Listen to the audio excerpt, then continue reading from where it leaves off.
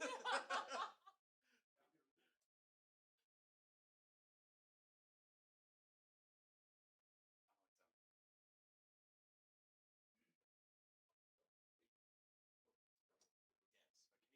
like youth pastor in Florida. And her dad spent a bunch of money and she's back in school.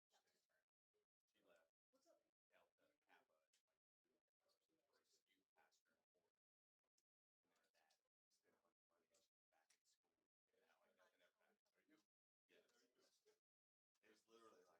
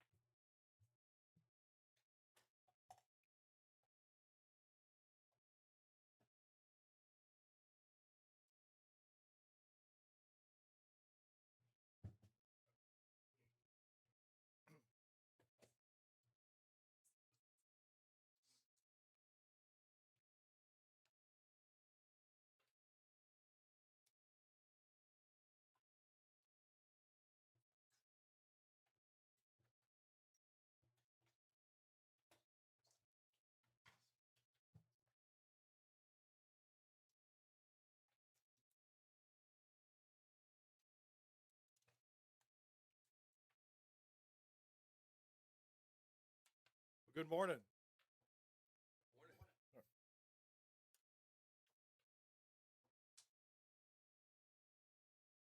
I don't know if we can achieve this, but our goal is to finish by lunch. That's our goal, okay? All dependent on you attorneys who are billing hourly, okay? So, or some are public servants. Some are public servants. That's right.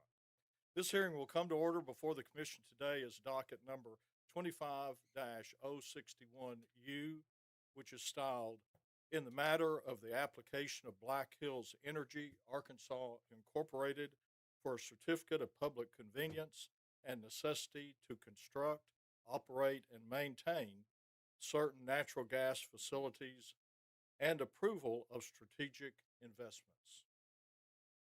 This hearing was scheduled by order number 3 in this docket on January the 8th, 2026.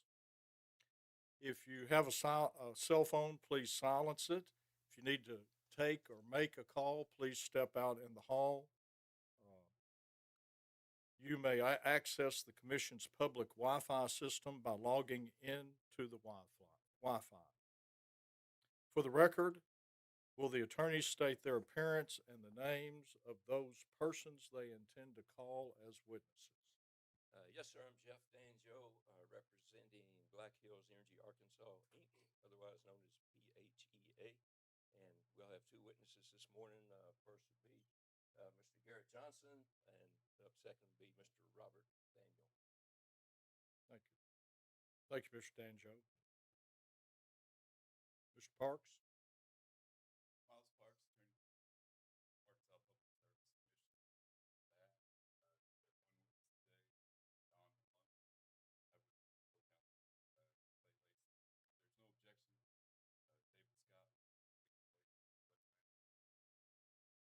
No co-counsel. David Scott. objection. We'll let him in. Okay. Thank you. Yes, sir. Good morning, Commissioners. Michael Lewis for the Attorney General's Office, and we do not have any witnesses.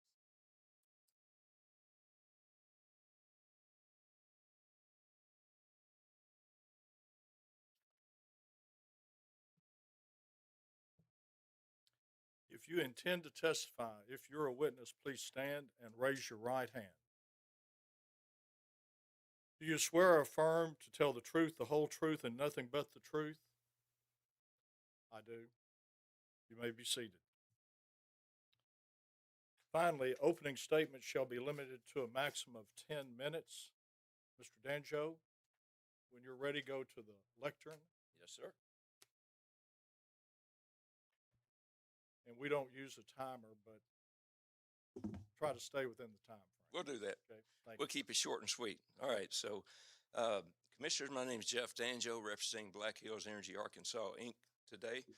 And for my opening statement, I will be referring to Application Exhibit A, which is the high-level system map, try to get you oriented where these projects are that we're talking about today.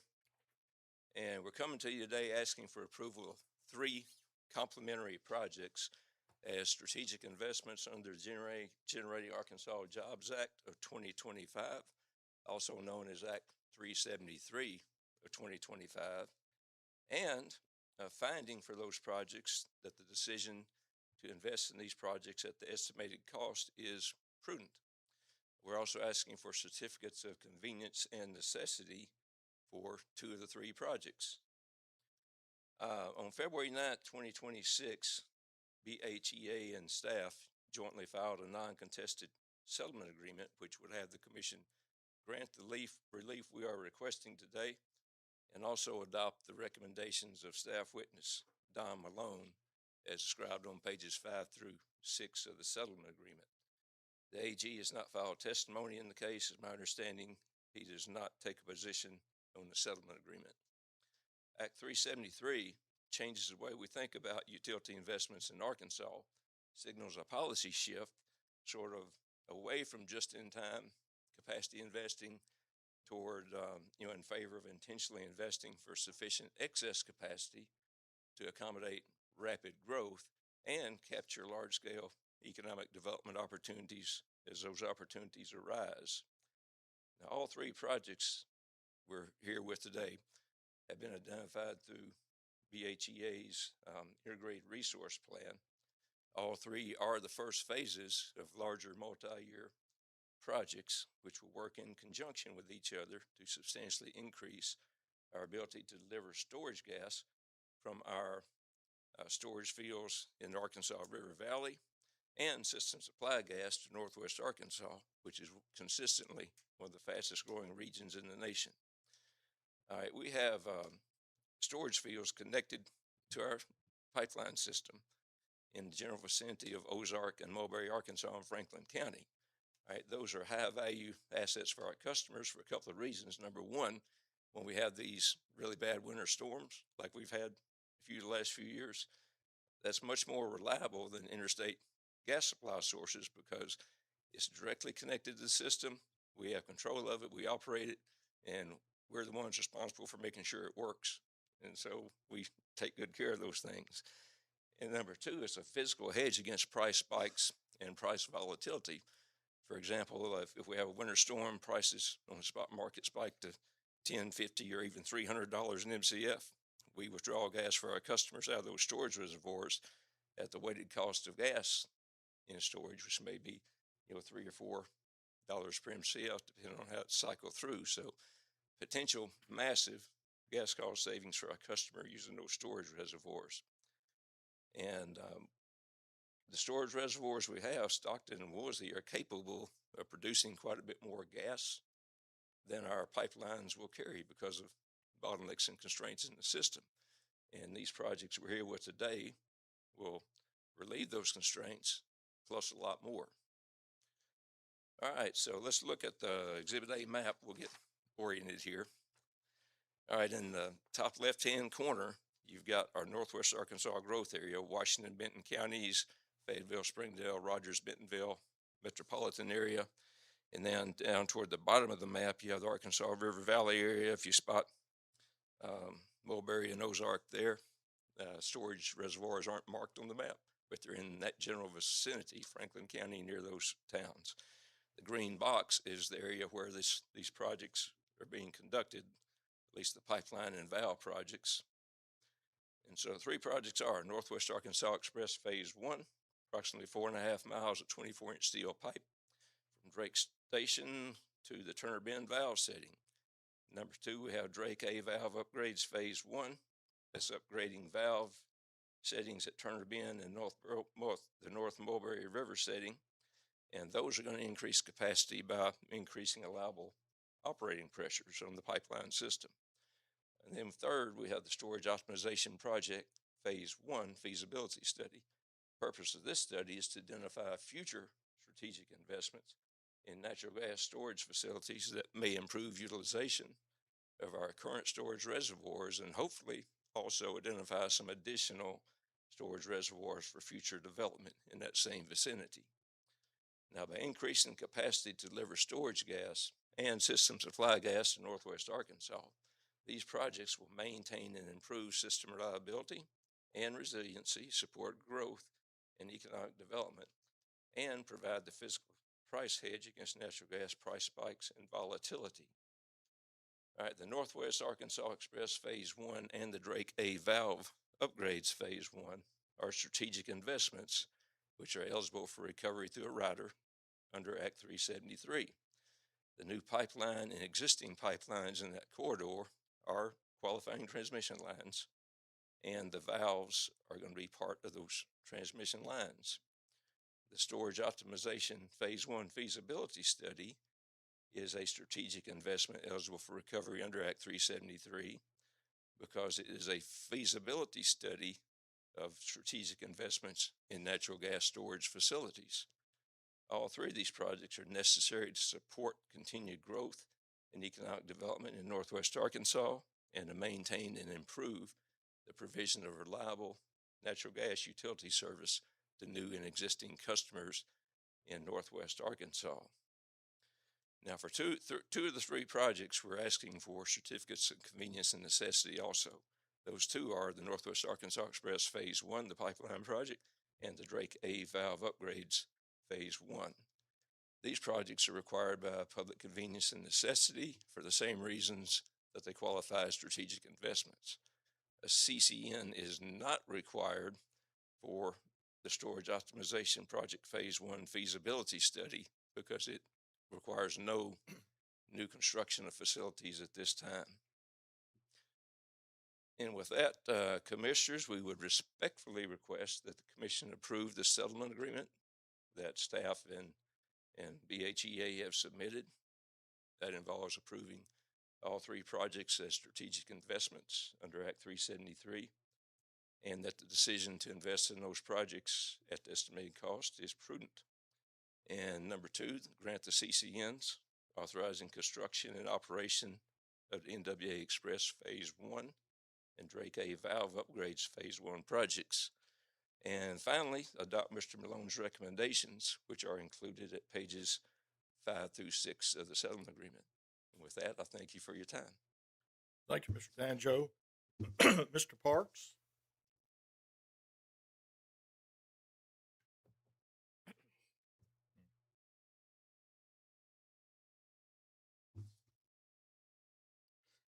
Good morning, Chairman Webb, Commissioner Anderson, Commissioner Tate. Before the Commission is the joint motion to approve non-contested settlement agreement between staff and Black Hills Energy Arkansas, Inc., filed on February 9th, with the Office of the Attorney General, Tim Griffin, not taking a position on the agreement. Staff appreciates this opportunity to address the Commission's questions regarding the settlement, as well as other questions the Commission may have related to the natural gas infrastructure projects and storage feasibility study proposed in this docket, and their eligibility for recovery through the Act 373 of 2025 Generating Arkansas Jobs Act rider, which Black Hills is separately requested in docket 25067 TF. Per Black Hills gas supply and capacity plan, Black Hills is expected to have a significant capacity deficit for its service territory in northwest Arkansas as soon as 2030 without strategic infrastructure expansion. Black Hills 2025 Integrated Resource Plan was completed to identify infrastructure projects to close the project capacity gap. In this proceeding, Black Hills is requesting approval of three separate but related projects that will begin to address the anticipated capacity deficit. The three projects are part of a long-term project to complete a 39-mile transmission pipeline loop of 24-inch steel pipeline and replace 23 valves along the pipeline to access more natural gas from Black Hills Woolsey and Stockton storage facilities located near Ozark, Arkansas. However, this project will be completed in segments, with each segment adding incremental capacity to northwest Arkansas as it goes into service upon completion rather than at the end of the long-term project.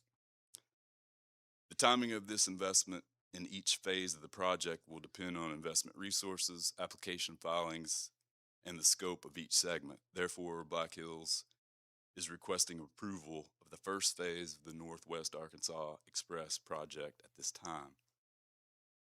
The first project that Black Hills seeks approval for today is phase 1 of the Northwest Arkansas pipeline, which will replace a 24-inch pipeline in the existing right-of-way of the 4.5 miles between the valve settings near Ozark and Cass, Arkansas.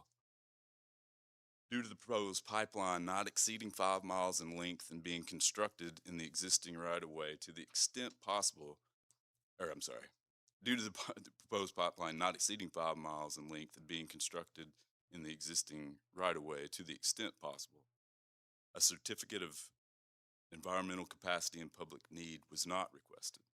Black Hills is requesting a certificate of public convenience and necessity, a CCN, per Arkansas Code annotated Section 233201 et seq. For this project. Black Hills seeks a finding from the Commission that Phase 1 of the Northwest Arkansas pipeline qualifies for cost recovery through a GAJA, or a Generating Arkansas Jobs Act rider.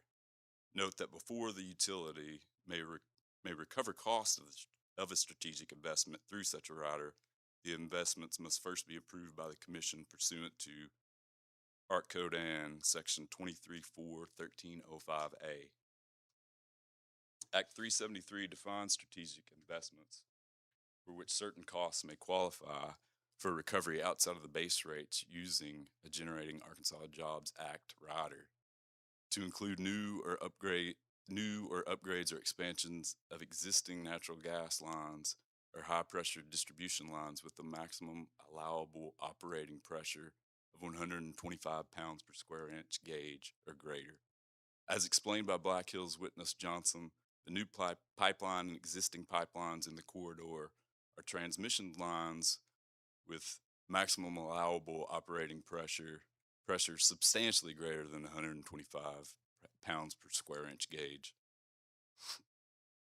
The second project for which Black Hills seeks a CCN is Drake A valve upgrades phase 1, which consists of upgrading 2 valves to accommodate the 24-inch pipeline. This project will replace outdated components in the Turner Bend and North Mulberry River valve settings with modern pipe, valves, fittings, and other equipment components which will enhance system capacity and operational flexibility by raising the maximum allowable operating pressure from 575 pounds per square inch gauge to 720 pounds per square inch gauge, reducing pressure loss and improving the flow of gas to the Drake A pipeline segment. Black Hills also seeks a finding from the Commission that the Drake A valve upgrades phase 1 project qualifies for recovery through the Generating Arkansas Jobs Act rider under the same categories of the related pipeline project. The third project in Black Hills application is the Storage Optimization Phase 1 feasibility study, which consists of an engineering study to assess Black Hills storage potential and optimization at the company's existing underground gas storage fields and evaluate the development of additional storage formations into Black Hills system. Black Hills application did not request a CCN for this project since it did not request to construct or operate specific facilities at this time. Black Hills also seeks a finding from the Commission that the Storage Optimization Phase 1 feasibility study project qualifies for cost recovery through a Generating Arkansas Jobs Act rider. Act 373 defines strategic investments to include the feasibility studies of strategic investments, including site studies and due diligence to determine construction estimates. Black Hills evaluated several alternatives to add capacity, including liquid natural gas, peak shaving facilities, construction of new transmission laterals from interstate pipelines, LNG satellite sites, and compressed natural gas offloading. The alternative approaches to add capacity were not economically viable, so the company made the decision to construct the Northwest Arkansas Express Pipeline to increase capacity to serve the strong growth in Northwest Arkansas. The Northwest Arkansas Pipeline Phase 1 provides an economical, scalable, staged increase to meet forecasted growth at significantly lower cost and construction risk than any of the alternatives evaluated. In addition, the Northwest Arkansas Pipeline Phase 1 will add additional capacity as needed due to the Northwest Arkansas growth, whereas the alternative projects would not provide additional capacity until 100% complete at significantly higher cost to customers. Black Hills application also requests a prudence finding for Black Hills investment in the projects at estimated cost. As discussed in his direct testimony, staff witness Don Malone has reviewed the estimated cost and considers them to be reasonable. In addition, once the projects are completed and in service, an evaluation of whether or not any costs or expenses are reasonable and prudently incurred, consistent with the underlying CCN, will be made. Consistent with the errata, redacted, and confidential direct testimonies and settlement testimony of staff witness Don Malone, the settlement agreement resolves all outstanding issues in this proceeding. The agreement supports the issuance of CCNs for Phase 1 of the Northwest Arkansas Pipeline and Phase 1 of the Drake A valve upgrades. Furthermore, it identifies these projects, along with the storage optimization Phase 1 feasibility study, as strategic investments eligible for recovery under the Generating Arkansas Jobs Act. The settlement agreement appropriately includes terms that satisfy staff's recommendations for transparency and regulatory oversight. Specifically, the agreement incorporates the following requirements. Black Hills is directed to file the request for proposals, results of competitive bid processes, and all final construction and lease contracts in this docket prior to the commencement of construction. This filing must also identify the affiliations between the company and its contractors and note any differences between estimated and firm contract costs. Black Hills must provide written notification to the Commission's Pipeline Safety Office at least 15 business days prior to beginning construction. Based on the record, the settling parties agree that Black Hills' decision to invest in these projects at the estimated cost is prudent and in the public interest. Staff asserts that Black Hills has substantiated in this docket the need and the importance of these projects to ensure that forecasted capacity deficits in Northwest Arkansas are addressed. They will provide a critical investment hedge against natural gas price volatility for Arkansas ratepayers. These projects also support the stated policy objectives of the Generating Arkansas Jobs Act. Staff posits that the settlement agreement is supported by the evidence in the docket, consistent with the conclusions and recommendations set forth in staff's direct testimony, and is in the public interest. Therefore, staff requests that the Commission approve the settlement agreement. Thank you. Thank you. Thank you, sir. Mr. Lewis, do you have an opening statement? No, sir, we will waive any opening statement. Thank you. There are no one has signed up for a public comment out in the hall. Is there anyone in the hearing room that wishes to make a public comment? Seeing none, we'll move on. There was a settlement in this matter, and we will hold a decision on that settlement until we issue an order in this matter. The pre-filed testimony is admitted into the record. It will not be duplicated in the transcript of today's live hearing.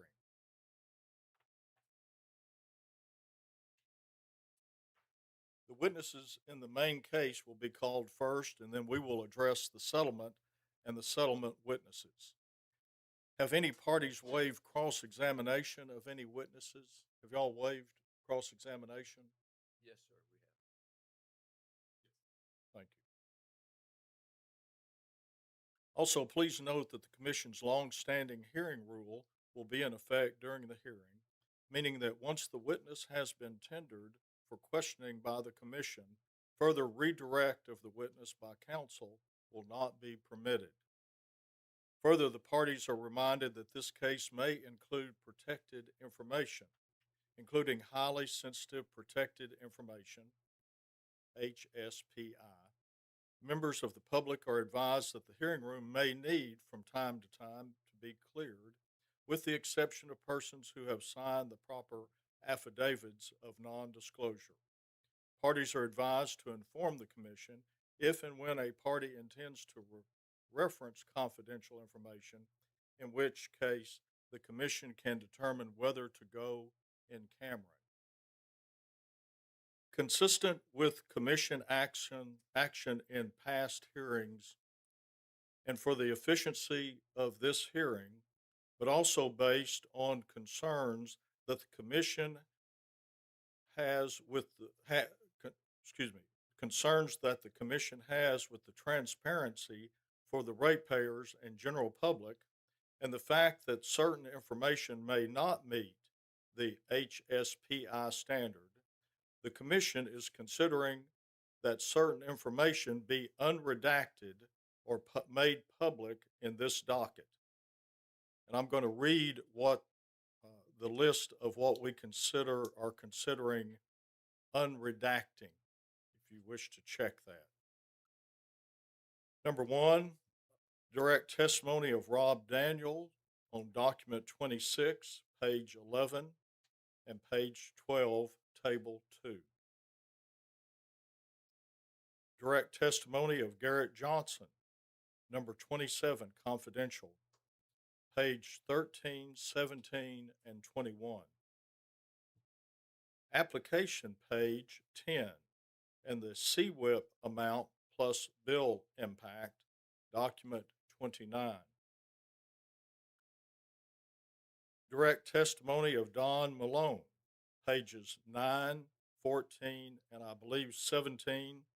That's document 39, errata, and confidential.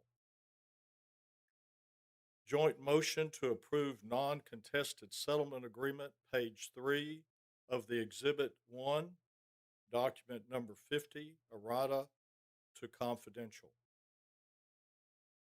Document number 52, the settlement testimony of Garrett Johnson, specifically the numbers on page 3. Document, as I said, document number 52, errata, confidential.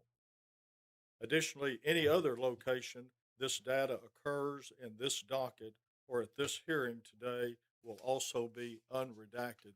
Is there anything else the commissioners wish to be moved to be unredacted? Chairman, if I may. You may.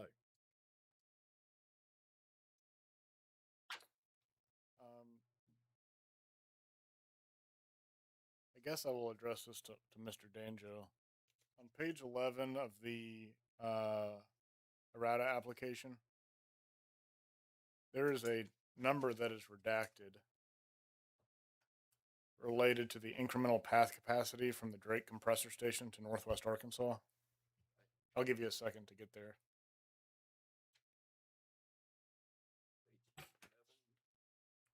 Yes, of the application.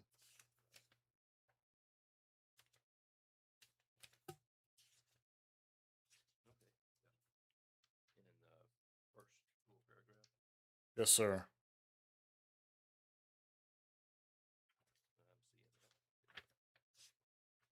I'm seeing that. Wish to unredact that. How sensitive is that number?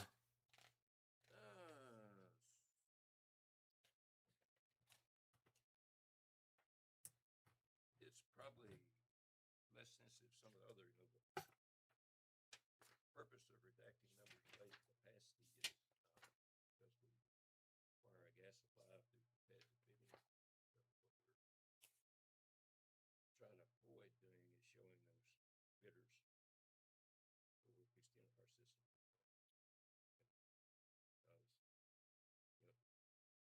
if they think we really need a lot of firm capacity, then we put upward pressure on the price. That's kind of the overall purpose. That one number there is less sensitive than some of the other system capacity numbers.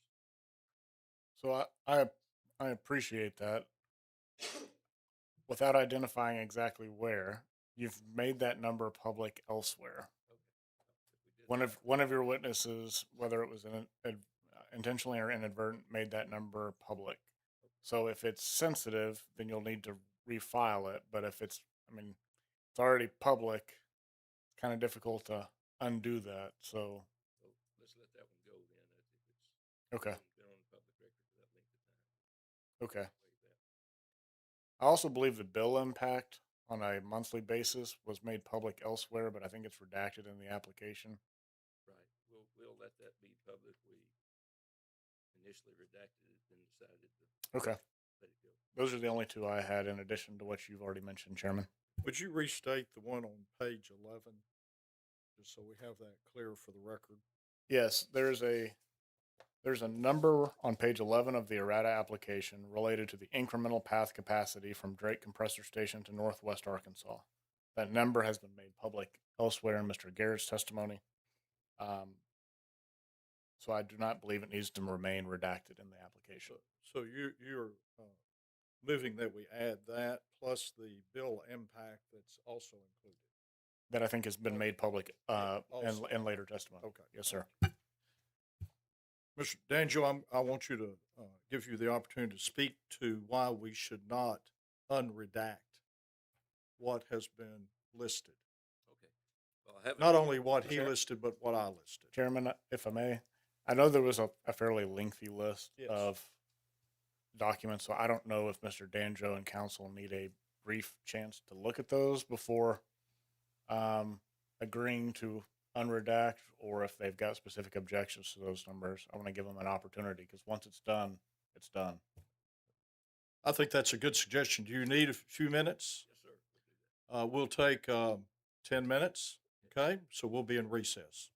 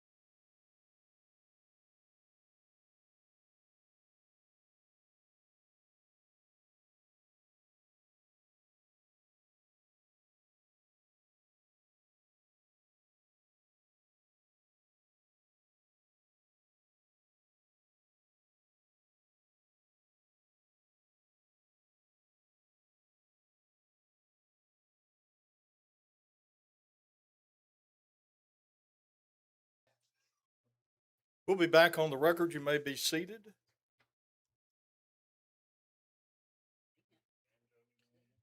Well, this is going to be quick. No, I love it when we don't have an attorney. We can just move on. All right, here we go. I'm kidding you, but I hope your dad is doing okay. He's doing good. Good, He's, good. 91 years old, still lives by himself, plays golf, goes Still to church honoring. every Sunday, and I'm sure he's still honoring. good health. Yes, sir, he is. Well, I don't know if we got it all solved, but If we're going to argue, I'm going to need to remove some people from the courtroom, hearing room, okay? okay. You want me to? Yeah, we want to debate some of it. Okay. If you haven't signed the two people that haven't signed are going to step out for a bit. We'll bring y'all back in, okay?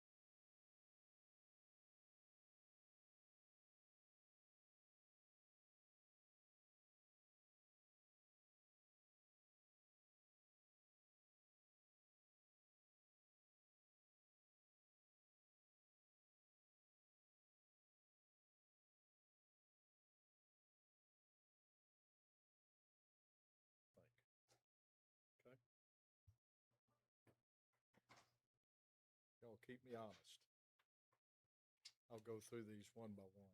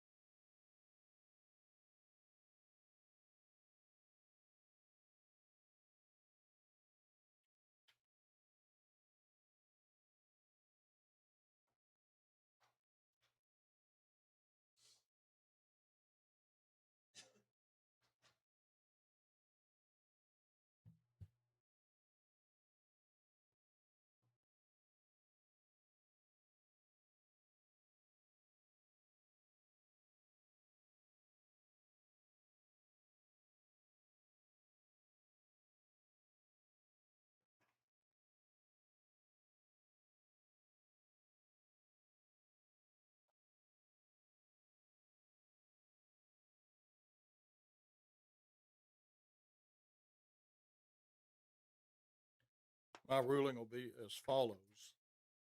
And let me preference my ruling by the ratepayers of Arkansas are being asked to pay a lot this year with a lot of construction that's going on. And they should know what they're buying with their rates. Okay? This is not speaking to you directly, it's speaking to all of the utilities. There will be billions of dollars spent this year. But we're also sensitive to the fact that business requires confidentiality to get the best price forward, which benefits the ratepayer as well.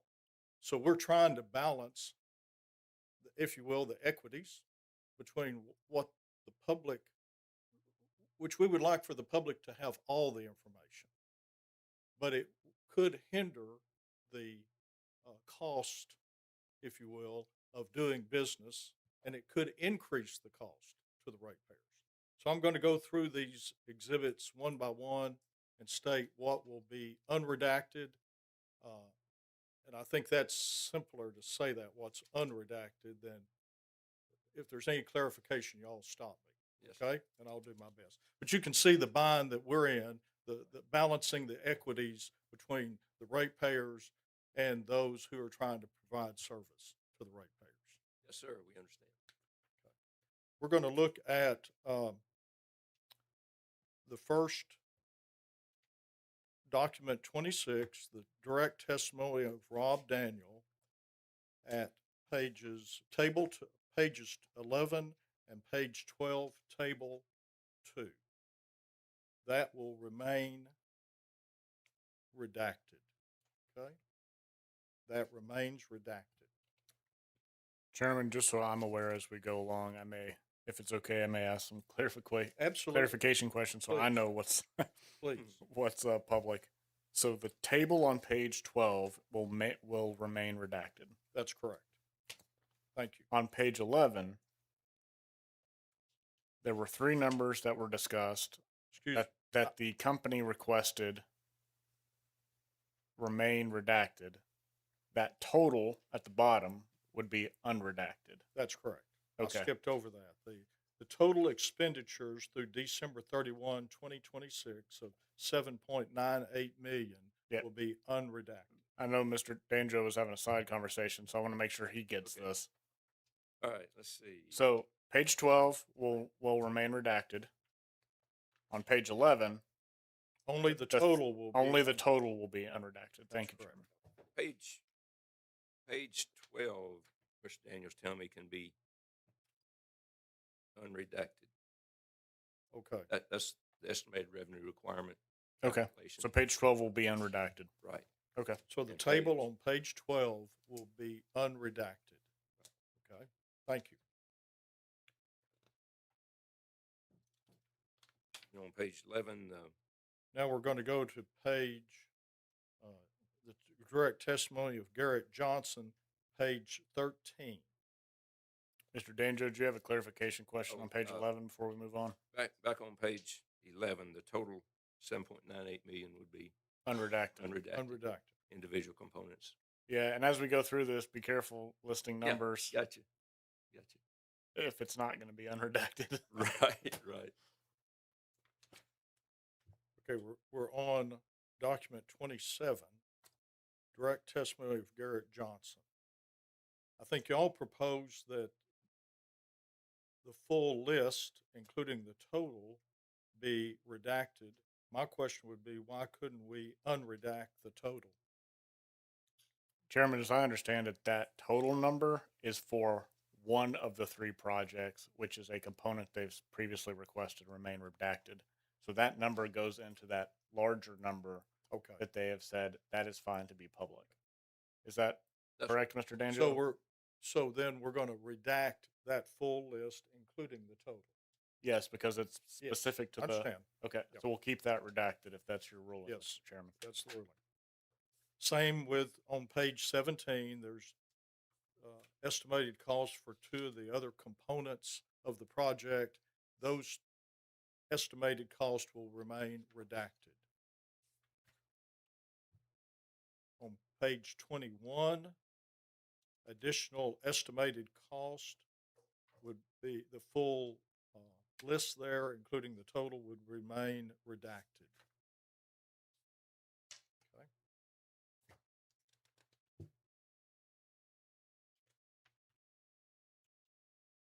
Application page 10 and the CWIP amount, document 29 at page 10. Those are estimated costs again, and those will remain redacted. Mr. Chairman, we're on page 10 of the application. That's correct. So you talked about those three numbers. Those will stay, Yes. remain redacted. There is a number at the end that is the project costs to be included in the rider test period.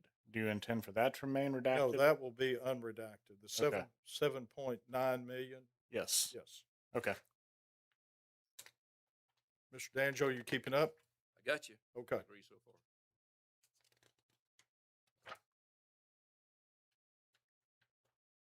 Direct testimony of Don Malone. I'm at page 9, document 39.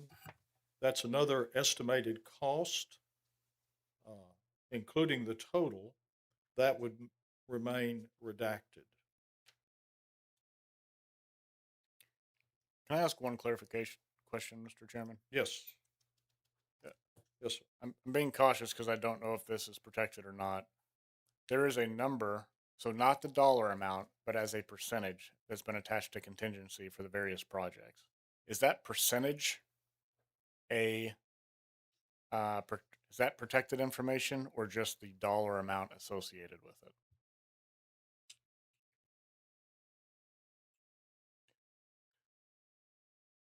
Well, Do you understand the You're, question? you're speaking to the contingency, whether the percent table under of cost the, category. Yeah, so I know we're talking about I don't think it is. As I'm looking at the table, the dollar amounts are all redacted. Right. But it lists out that the contingency would be a certain percentage. I don't think that's redacted, but before we get into questions later, I want to be clear. well, we're going to That number, unredact that. Okay. Period. okay. Okay. I think that's a significant number. Okay. The percentage? The percentages. Okay. Okay. So to go back on that, on page 9, there is a table, and it may be elsewhere, a table showing the pipeline phase 1 cost. We're redacting the dollar amounts, but we're unredacting the percent of the contingency. Is that clear? Okay.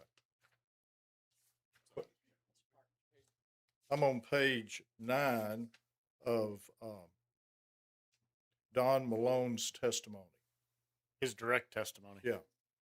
Document 39. Got it? Okay. Thank you. Yeah. And on 14, we have another percent for contingency. We're going to leave redacted the dollar numbers, both for Turner Bend and Mulberry, but we're going to unredact the contingency amount. What's that? The percent. Thank you for that clarification.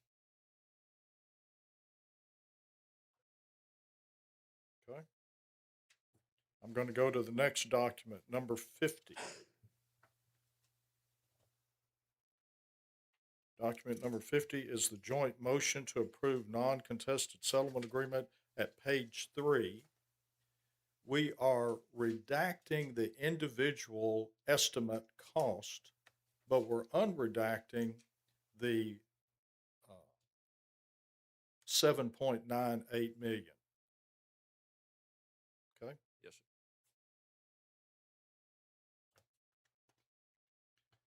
Then the final, near final, on settlement testimony of Garrett Johnson, page 3. We're redacting once again all of the estimated costs that are individually listed, except the 7.98 million. We are unredacting that. The total is okay. Follow that?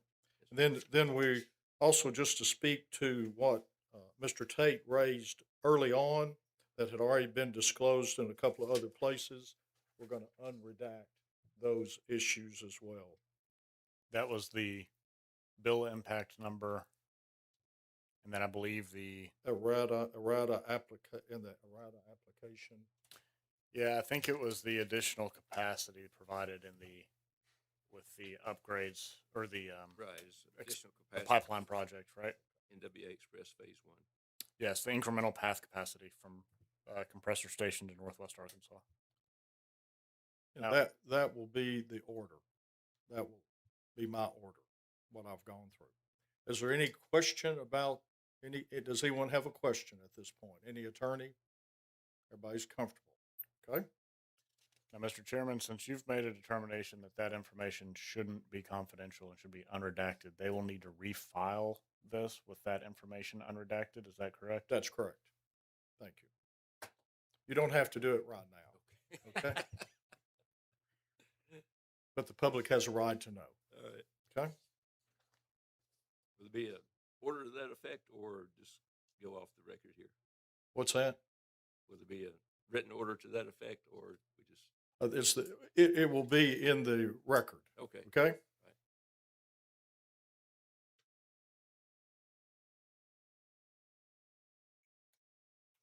Is there, is there any other procedural matters? Are there any other motions or other procedural matters that need to be addressed at this time? Oh, clarification, all right. Seth, You're recognized. at the beginning of the hearing, you stated that the pre-filed testimony would be admitted and received into the record. I assume there's no further need for authentication with the witnesses when we call them. I expect you to call the witness Yes, sir. and to state that for them to identify their testimony and be available for questioning. Okay. Yes, sir. Any motions? Anything further? Seeing none, Mr. Danjo, you may call your first witness. Well, let's call Mr. Garrett Johnson as our first witness. Just bring him up, get him to identify his testimony, and if you'll stand at the lectern, you sit right there, you're perfect. And then if there's no questions from attorneys, the commissioners will ask questions. Mr. Johnson, please state your name and business address for the record. Garrett Johnson. Mr. Johnson, you're going to have to eat that mic. Okay. Pull it sorry. up towards you. That better? You can Yeah. pull it closer to Oh, you. That might perfect. be easier. There you go. Thank you. Thanks. Garrett Johnson. My business address is 655 East Millsap Road, Fayetteville, Arkansas, 72703. And what is your position with Black Hills Energy? The manager of design engineering for Arkansas and Kansas. And Mr. Johnson, did you file both public and redacted direct testimony in this docket? Yes, I did. And did you also file redacted and public settlement testimony in this docket? Yes, I did. And is your testimony in those documents true and correct still, to the best of your knowledge, information, and belief? Yes, sir, it is. And with that, Mr. Chairman, we'll Enter open the Mr. witness. Johnson for questions. Thank you. And speak to us. Don't worry about Mr. Danjo. Okay. Okay? Don't ever worry about him. Commissioner Anderson, you have questions? I do. Thank you, Chairman. Mr. Johnson, I think I want to start with an issue that has already come to light based on the discussions we've had thus far this morning. It's clear from the record that the projects that you bring to us today will be considered in phases. Exactly how many phases is not quite so clear from the record. It ends up requiring a little bit of guesswork on our part. So what I would like for you to do is to explain to the commission what those phases look like for the projects Absolutely. and not just phase one. Sure. Sorry, the overall project, we'll start with the NWA Express 24-inch pipeline. The phase one, we've already mentioned, but the overarching goal is 39 miles from around Ozark or Drake Compressor Station up to Northwest Arkansas.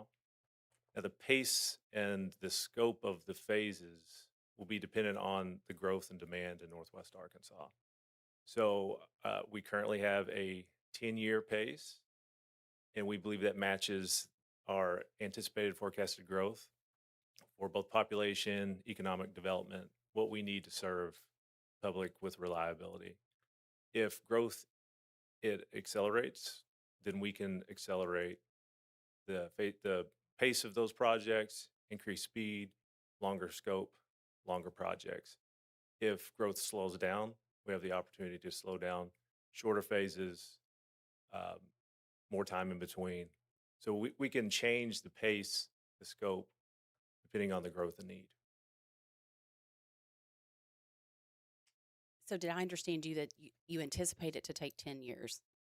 Is that what That's the initial estimate. the entirety of the project? That's correct. All right. So Just to be clear, the total 39 miles, phase one is not, that's the first 4.5 miles. so that's 4.5 miles, correct? That's correct. Okay. But you anticipate the timeline being 10 years and broken into how many phases?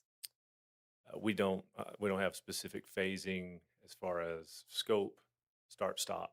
We don't have that detail. That will depend on the rate, growth, financial availability. There's a lot of variables. So our knowns right now are specific to phase one. Okay. Can you provide some explanation to the commission as to how you quantify the benefits for each phase? Sure. It's based on the amount of increased capacity or deliverability of gas from our storage assets to Northwest Arkansas to Fayetteville. Each of those phases has a certain amount of increased capacity. We've mentioned the first phase, and as we continue to add more pipe, the amount of capacity that's increased will substantially increase. So we measure it by throughput. Measured by what was the last thing you said? Throughput, deliverability, volume of gas that we can deliver from storage to the customers. Okay.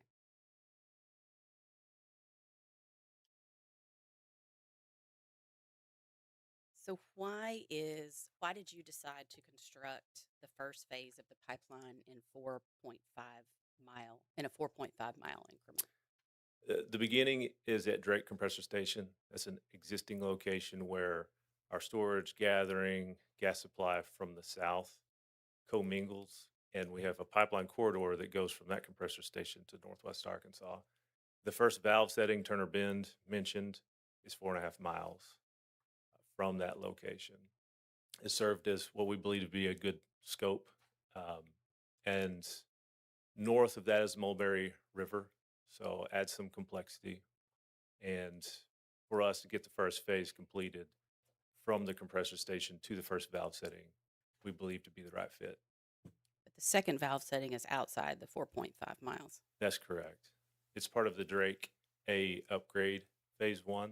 So 2 valve settings, Turner Bend, North Mulberry valve setting.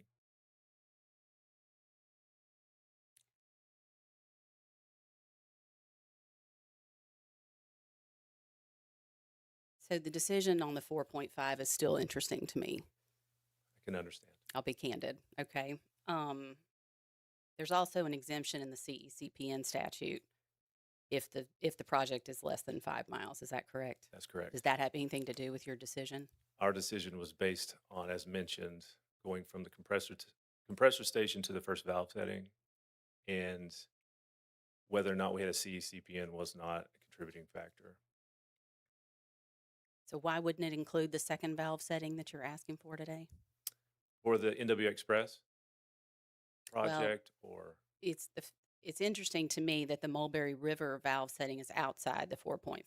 it is, yes. And it's one of 23 valve settings as mentioned. So we're going to run these two projects or programs in parallel. We do expect potentially that the valve setting replacements, upgrades will stay ahead of the pace of the pipeline so that they are prepared. And they're separate pipeline systems. The goal of Drake A and B, the Drake A valve settings is to uprate that pressure and accommodate NWA Express. So it has its own merit, and it may not directly align with the pace of NWA Express. Does that make sense?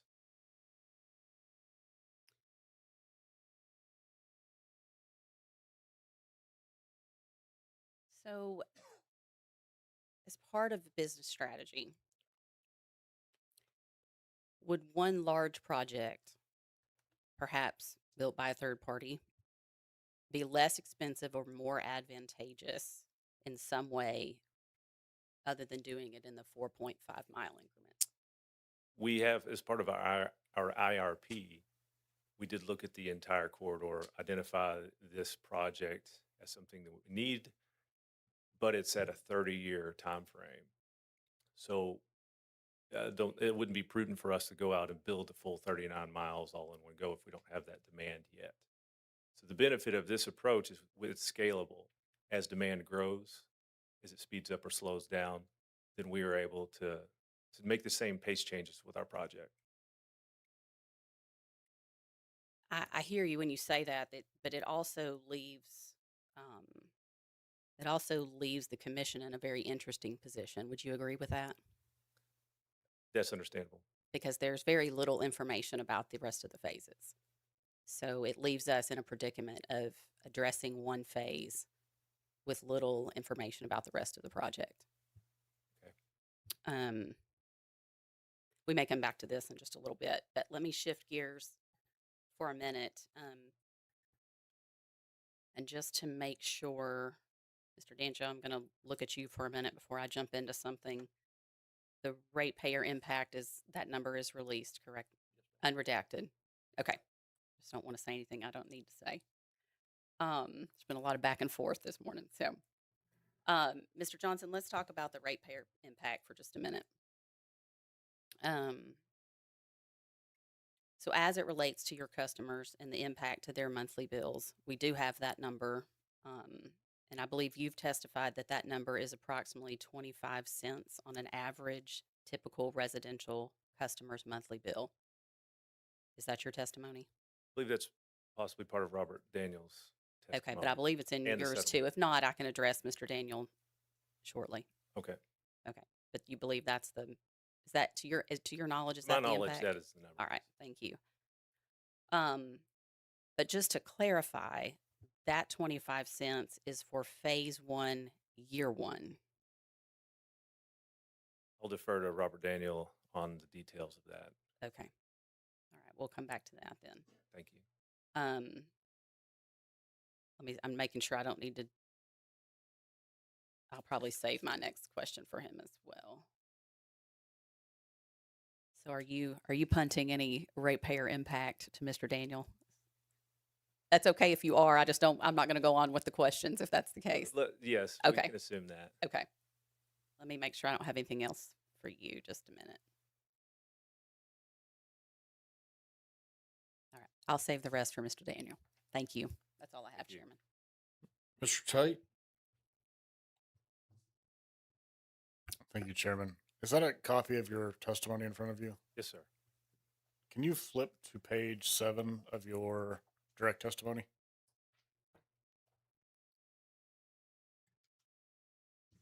Yes, sir. This is a similar question that Commissioner Anderson asked. So about 2/3 of the way down that first paragraph, it says there will be separate investment decisions and applications for each segment. Black Hills currently anticipates adding new segments annually over the next 10 years. So are you anticipating new phases, new segments of this project every year? Yes. And do you anticipate each segment to be of similar size? I can't say for certain. We do have it broken down over a 10-year time frame. If economic development needs, if growth demand a faster pace, then I would expect those phases to be longer. Some of it also has to do with tying from valve setting to valve setting and the distances that in order for us to connect to our system existing parallel lines well, it's ideal to go from valve setting to valve setting. That way we get the benefit of additional flow with each phase. Do you anticipate each phase is going to be under 5 miles? I can't speak to this that with certainty at this point. It's possible it will be more or less. So in this case, Black Hills is asking for a CCN, but to the section of the statute you cited, you're voluntarily requesting a CCN. As you've stated in testimony, it's not clear that you think you need one because it's not certain that you'll have to extend your right of way to accommodate the upgrades. Is that correct? Sorry, can you repeat that one more time? I apologize. Yeah. Do you have a copy of the application? Yes.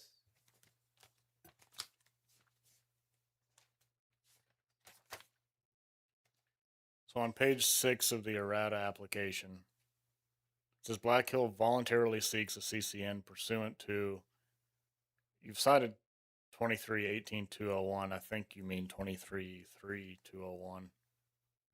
That's a lawyer error. B3C, which the preceding sections are all exemptions for when you don't need a CCN. C3 or 3C says, despite all of the exceptions, nothing prevents a company from coming in and voluntarily seeking a CCN. That's what you're doing in this case, Okay. correct? Correct. Now, in your testimony, you said future phases would be subject to their own applications. Do you intend to come back to us for all future phases and apply Yes. and file an application for those?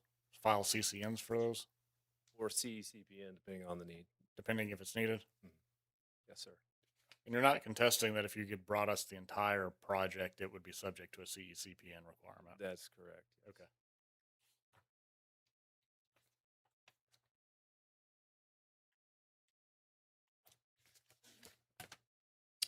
Give me a second. I got to get back to your direct testimony.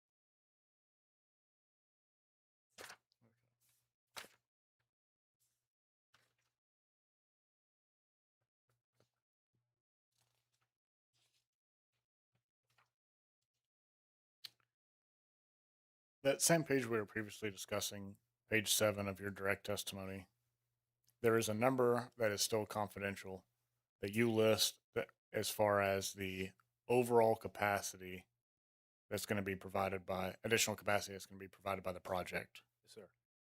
That number is actually associated if the full pipeline is built, correct? That's not correct. not this phase. That is correct. The number specific to the additional capacity for this phase only, I think, is now public. I believe so. That's the 5.8 MMSCFD. That's correct. Okay. So, I mean, including that number kind of presumes we're going to approve future phases. Is that fair? As needed, yes. Based on just the additional capacity that this phase provides, do you think those benefits justify the cost of phase one? Admittedly, the number looks small versus the total, but this is a good start. If we look at the pace, the modeled forecast of demand and need, it does align well with that overall curve. As we add more pipe, we see more benefit, more deliverability per mile. So that is just the nature of hydraulics. The first steps will have less impact. So you're starting at the southern end of that line. That's correct. Do you anticipate costs for future phases to be in line with this phase, or do you think costs are going to increase as you move to northwest Arkansas? That's a good question. I believe it's hard to say. There are a lot of different variables as far as terrain and expectations. They should be similar, but things can change in the course of 10 years. So it would be speculative for me to Those costs may go up if you have to acquire additional land for the pipeline, right? that's correct. We've looked at both removing abandoned lines as well as acquiring right of way, and we're looking at where we could fit an existing right of way currently for phase one. So we'll learn more about that through this phase.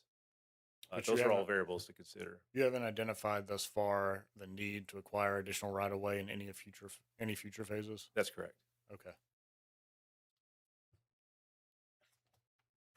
Do you have a copy of your responses to data requests that Mr. Malone sent you? I do. May take me a second to get to them.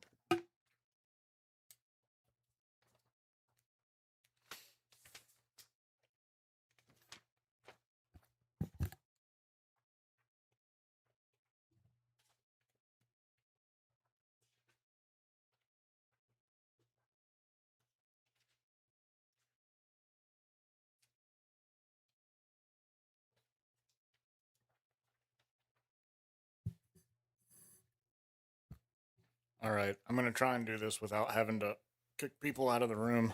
We'll keep things high level. I'm looking at direct exhibit Don Malone 4.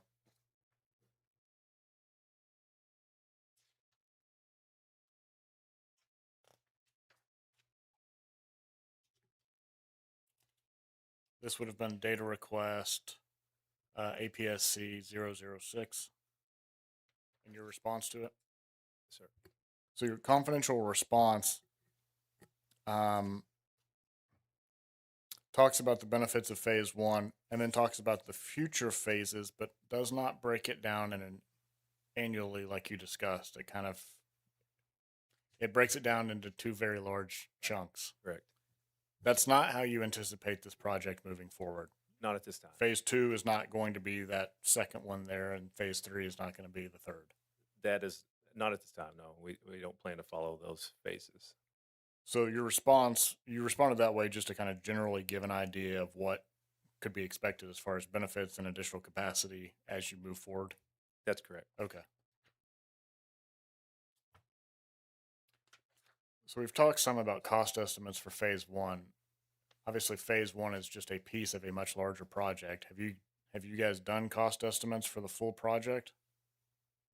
We have, as part of our integrated resource plan, the source of these phases listed in my response.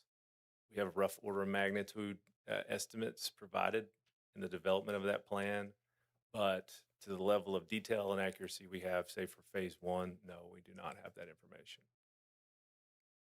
Okay, so you've done a rough estimate of what the full pipeline and the all 23, is that correct, valve upgrades? For the full NWA Express Right. corridor. Have you done cost estimates for all of the valve upgrades as well? I don't believe we have that, no, sir. Okay. I imagine you're not going to want this number public, but what is the cost estimate for the full project?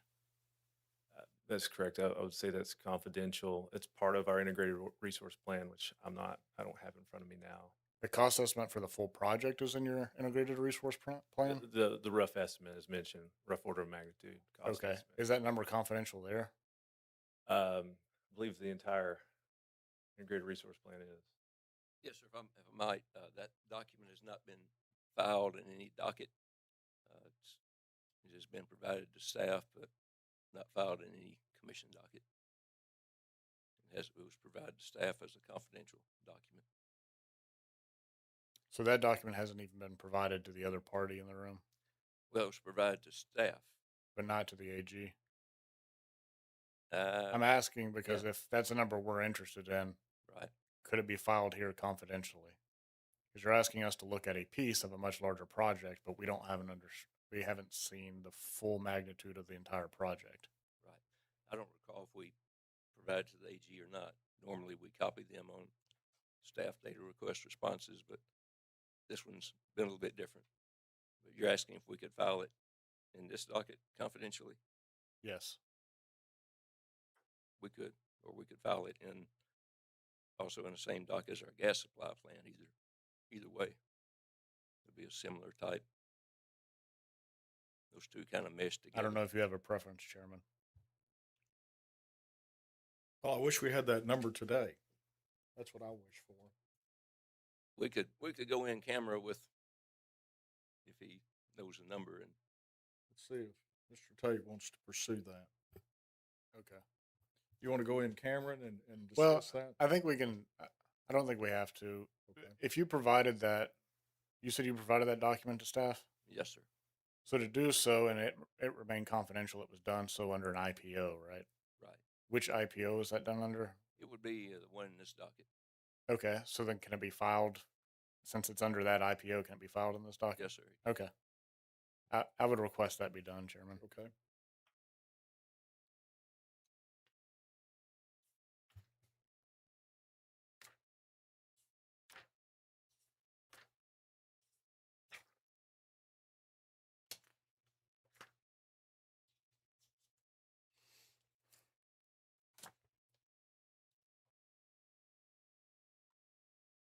Mr. Garrett, you said you guys have not done a cost estimate for the remaining upgrades, remaining valve upgrades? We may have a similar rough order of magnitude, once again, cost estimate associated with Drake A system upgrades as part of the IRP. Once again, that I don't have that in front of me, so I'd have to double check. I apologize. I want to talk a little bit about the cost estimates, but I don't know if you're the appropriate person to talk about that or if that's Mr. Daniels. I can give it a shot. Okay. I alluded to this earlier when we were discussing confidential information. You guys have included a sizable contingency. Sizable enough that I went back and looked, and there's not a lot of cases where we've approved contingencies, at least as a percentage, that high. Can you talk about how you guys came up with that number and why it's necessary for these projects? Sure. As far as NW Express, we partnered with a third party to develop a class 4 estimate using their estimator tool. And given the knowns with the project, that was their selection, felt appropriate, and we agreed. So followed. That's a typical process we use for all of our designs. Large designs, we use a third party to help us with the class 4 or 5 estimate. With the Drake A and system upgrades, we used an in-house class 5 estimator tool, and with our past experience, reviewed those results and believe those to be accurate as well. So to be clear, in the Northwest Arkansas Express project, you've included a 20% contingency. What specific about that project justifies a 20% contingency? I mean, that's typically related to unknowns, right? That's correct. So what is unknown about that project that you need? I mean, that number, again, we're not talking specific numbers. That number is larger than the cost associated with the actual materials. Correct. And we expect that to reduce as unknowns as we clarify unknowns. Our current design process. We're less than 30% design as far as engineering goes. Still out with survey, acquiring more information. So significant unknowns with this project that just need to be clarified. It's standard course as far as design process goes. It's standard course to include a contingency. I don't know that it's standard course to include a 20% Okay. contingency. Do you anticipate a similar contingency for future phases, or do you think those unknowns will become more known as you build more of the phases? I can't answer that at this time. We want that to be as small as possible, obviously, and as few unknowns as possible. At this point, we believe the estimate to be as accurate as we can get, and we'll continue to refine that.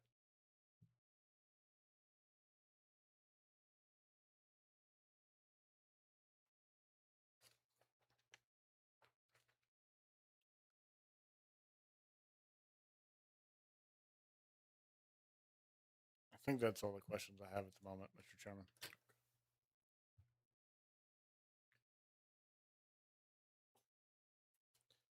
Mr. Johnson, I want to talk about some things without numbers. Okay. Okay. How much percentage-wise do you estimate the cost of the full project over the cost of the one that's the 4.5 miles? We have a dollar figure for that estimate. What is the full cost? For I'm sorry, make sure For 39 miles. For 39 miles. 39 miles with Mhm. 23 valves. I don't have that answer for you right now. As mentioned, it's part of our IRP. I don't have it in front of me, so I can't provide. Did you that. know it when you calculated this? I did. Okay. I did. We partnered with a third-party engineering firm and looked at alternatives, optional projects to support our demand and growth forecasts. And at the time I did, I don't have the memory. I don't have that memorized. Well, how did the optional projects compare? Far more expensive. That's It cost-wise. yes, sir. We looked at, as mentioned, LNG, peak shaving plants, satellite, new laterals to connect to upstream third-party. How did they transmission compare? lines. I know you compared them, but how did they compare cost-wise? Once again, we're interested in what it costs the Mhm. ratepayers of Arkansas. Yes, Okay, they were higher. Yeah. They were more expensive. I understand. So what's the number? Specific to what? LNG? When you say you did a cost comparison, Mhm. how did that compare to the cost of breaking this project down into 10 phases? They were more expensive. Once again, in order to provide specific numbers, I'll need the IRP, Integrated Resource Plan, which we plan to share with you. And we can look at those and discuss them. Can I assume that the comparison was those items would be readily available and servicing this area? Depending on the option, if I understand your question correctly, there are available upstream transmission pipelines, of which some are almost fully subscribed, or they have differing capacities. But the distance from those transmission lines to our Northwest Arkansas system is far enough that it made it financially unfeasible when you compare it to the options we're proposing. LNG, either peak shaving plants or satellite locations would have to be constructed and built. When we look at satellite LNG filling stations, there's a significant distance, whether it's Memphis, Iowa. Trucking LNG during winter storms is a challenge, so physically infeasible.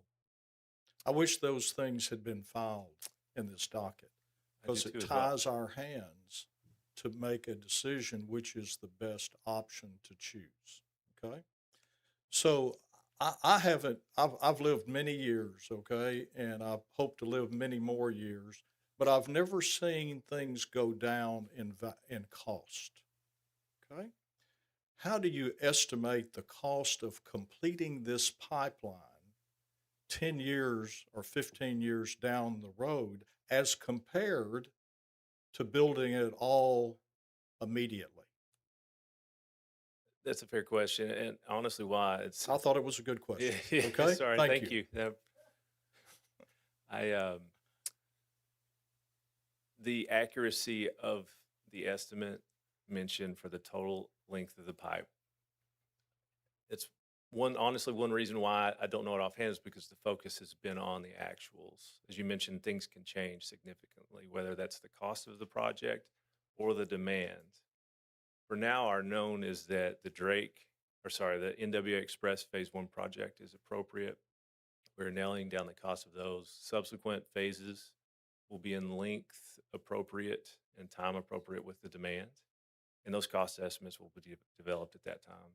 So if demand goes down, will you not build this pipeline?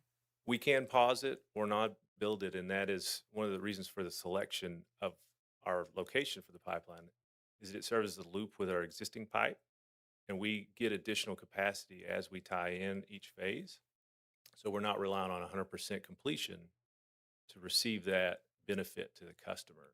So in other words, you tie into the present pipeline? That's there? correct. And what size is that pipeline? We have 3 pipelines connecting from Drake to Northwest Arkansas, the 10, 12-inch, and 18-inch pipeline.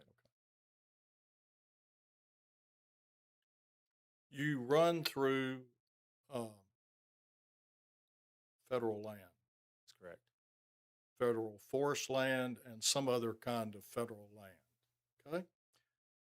If you don't use a CE, I have to get my acronym, CECPN, how do you know that you can run it the route that you're planning on running it?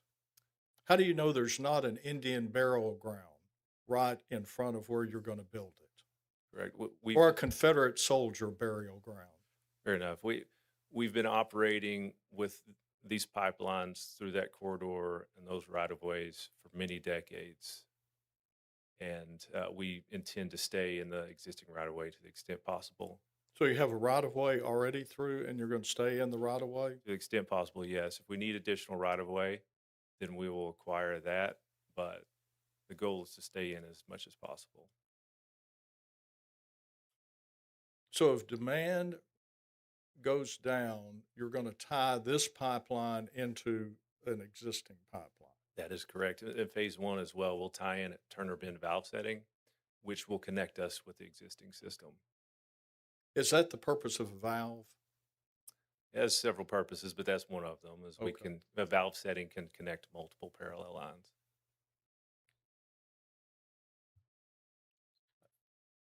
I would love to know the cost of building it all now.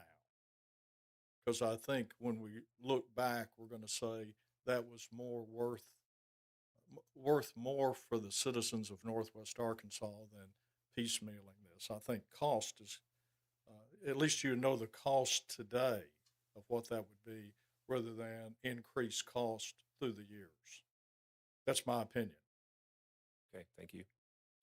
I would assume that you don't anticipate the cost of this project to go down as it goes forward over the next 10 years. It's a fair assumption. Fair point? Yes. Okay. How much do you anticipate it to go up? If we built it all today, how much more would it cost 10 years from now? I can't give you that answer. Is there anyone in the room that can? Good question. Not that I'm aware of. No. Okay. That's the kind of answer we need. Okay? When you come to a hearing, you should have those answers ready for us. Okay? I'll pass the witness. You have any further questions? No, thank you, Chairman. I did want to follow up on something, Chairman. What is the need for the facility? It's for anticipated future growth in Northwest Arkansas. Yes, sir. But phase 1 doesn't accomplish that, right? It does keep with pace. As mentioned, the growth rate, it's not just a cliff, it's continual growth over years. And we, with the first phase, are on pace. We'll continue to add phases to stay the pace with growth. So does it resolve the deliverability need immediately for the next 30 years? No, it's a slow growth. So help explain to me. I understand. I think I understand what you're saying. It increases capacity between the 2 points where the new the 4.5 miles of pipe is going to be placed, right? That's correct. It only marginally increases deliverability of gas to where you think the need's going to be in 10 years, right? That's correct in 10 years time frame. Yes. So part of the need that you guys have stated for why you want to build phase one is load growth in an area that phase one will not actually provide additional deliverability to, or only marginally additional deliverability. Is that It will add deliverability to Northwest Arkansas. That this corridor connects our Ozark area. Drake Compressor Station connects from storage to Northwest Arkansas. Adding this pipe will add an increased deliverability to Northwest Arkansas, as will subsequent phases of it. okay? So it's a little difficult for us to evaluate because a lot of the benefits associated with this have been talked about are when the entire project has been completed. The additional benefited flow is after the completion of phase one of NWA Express. There's some, Yes. but not, again, in your own testimony, you talked about the additional capacity, but that's associated if all of the phases are completed and put into service. There's additional capacity mentioned associated with this phase as well as the total 39 miles. And you think the project is still justified if in a future date phase 3 or 4 is not approved? At this time, yes. Okay.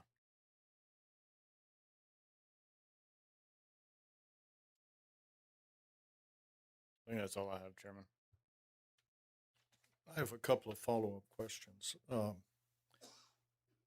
There's really three projects here. There's valves, there's pipeline, and there's a study. Yes, sir. Are the valves tied to the new pipeline, or is that a replacement of valves on a present pipeline? It's both. The Drake A system upgrades are focused on the existing valves, those with a maximum operating pressure of less than 720. These same locations, these same valve settings, we will tie in to the new NW Express line as well. Oh, which one? The Turner Bend and the Mulberry, or the Turner? Let's see. There's a Mulberry River valve setting and a Turner Bend valve setting. That's correct. Are Yes. those the tie-ins? The tie-ins for phase one of NW Express are at Drake Compressor Station to the south, and Turner Bend valve setting to the north. We'll also be through the Drake A valve upgrade phase one, upgrade North Mulberry River valve setting. Future phases of the NW Express pipeline will tie into it as well. Gotcha. So, sorry, I don't mean to ask this again, but I am. So, would those three be necessary if you were not adding the additional pipe? Yes, we do have benefit in replacing, upgrading the valve settings on their own. There's an additional capacity associated with increasing pressures. Pressure, okay, Yes. because that's one of the options Yes. there as well. Okay, so they're higher pressure valves. Correct. Okay, thank you. Have any questions? Just one last question. Since you guys are proposing this in phases, if we determine it is prudent for you guys to build phase one, we're not creating any presumption about prudence for future phases. Is that correct? That's correct. We'll file applications for each Okay. future phase. Thank you. You may stand down. Thank you. Thank you. Mr. Danjo, call your next witness. Yes, sir. Robert Daniel is our next witness.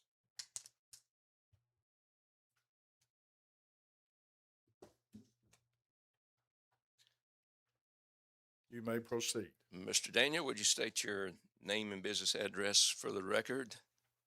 Yes, my name is Robert Daniel, and my business address is 655 East Millsap Road, Fayetteville, Arkansas, 72703.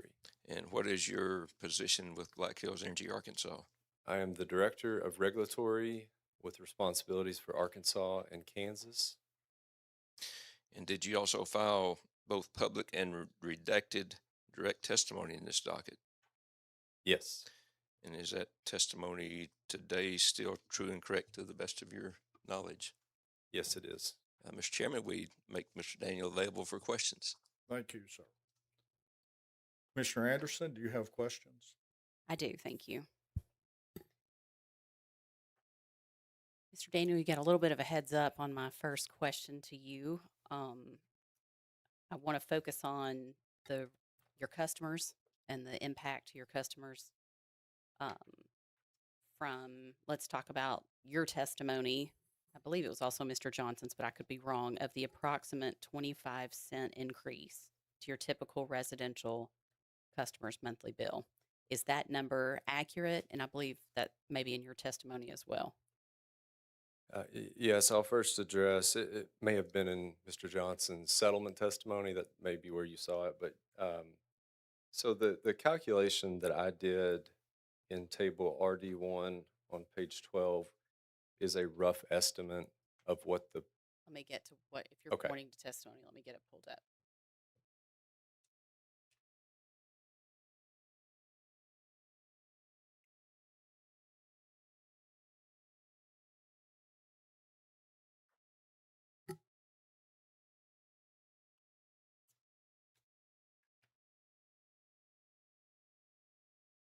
Okay, what page are you? This is your direct testimony Direct. at 12. That's 12. Okay. Okay, got it. Thank you. And before I start, just want to confirm that table is now unredacted. Is that correct? Yes. Yes, sir. Okay. That's my understanding. Okay. So I believe your question was, is the 25 cents on the average monthly bill still accurate?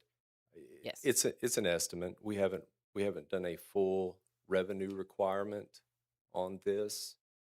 The easiest and most logical way to do this for a filing where we don't have that's not the cost recovery filing is shown in table RD1, which is to simply derive what operating income is needed, and then the revenue requirement, which would be an annual number of $748,151, and then using the cost allocation from our previous rate case, docket 23074U, then allocate that down to residential customers.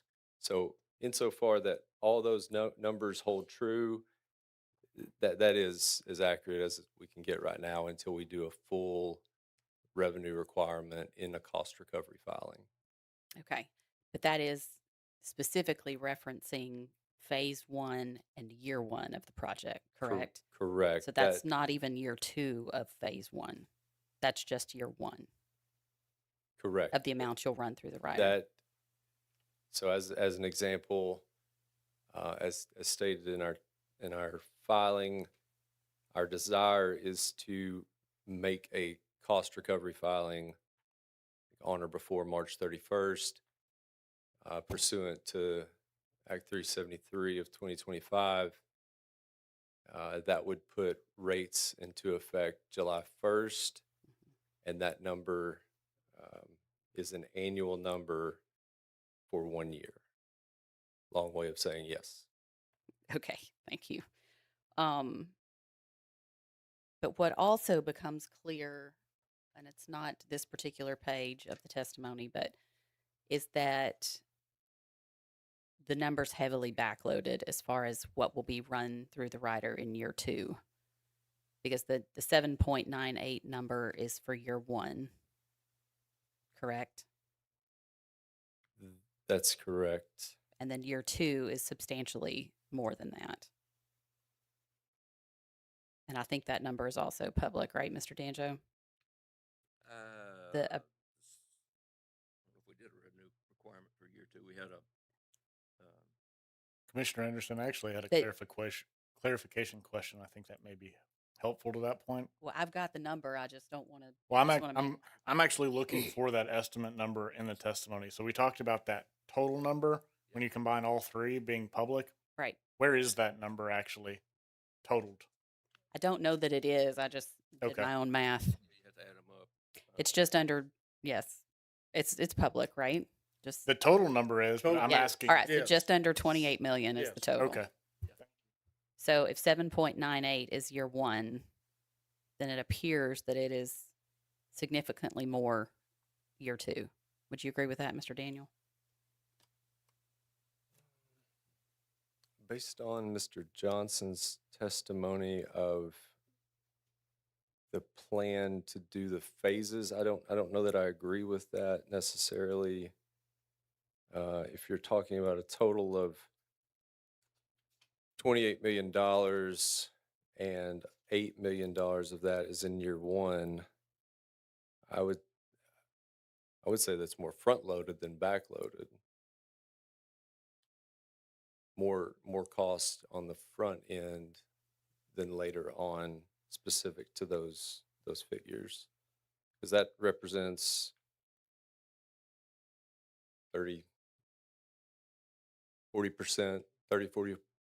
of that total number. The year one amount of 7.98 million. Right.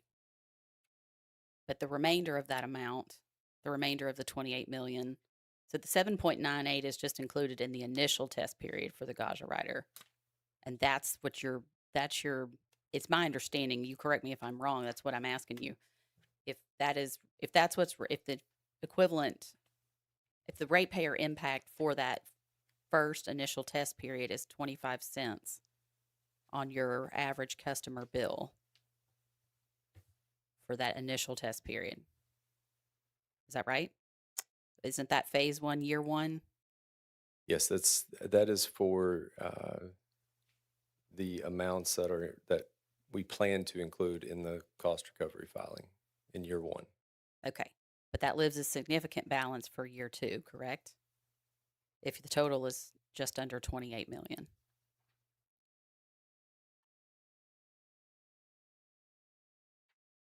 Again, I don't know that I quite agree with that, given that 8 million of the 28 million is in year one, and maybe I'm just not understanding the question of the significant balance that is left. Well, the remainder of the 28 million would be in year two, correct? This is the no, initial test period for year one. right. No, the remainder of the Gotcha. 28 million would not be in year two. As described by Mr. Johnson, the NWA Express project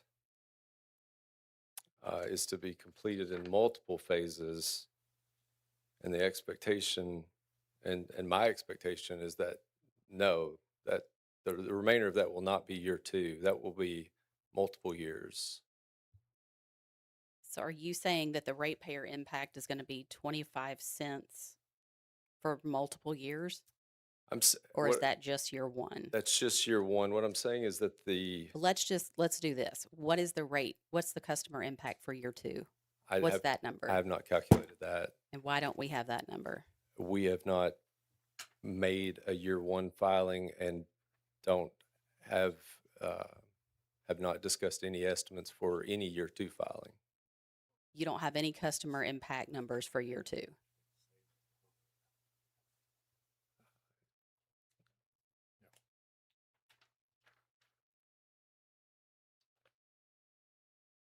Give me just a moment.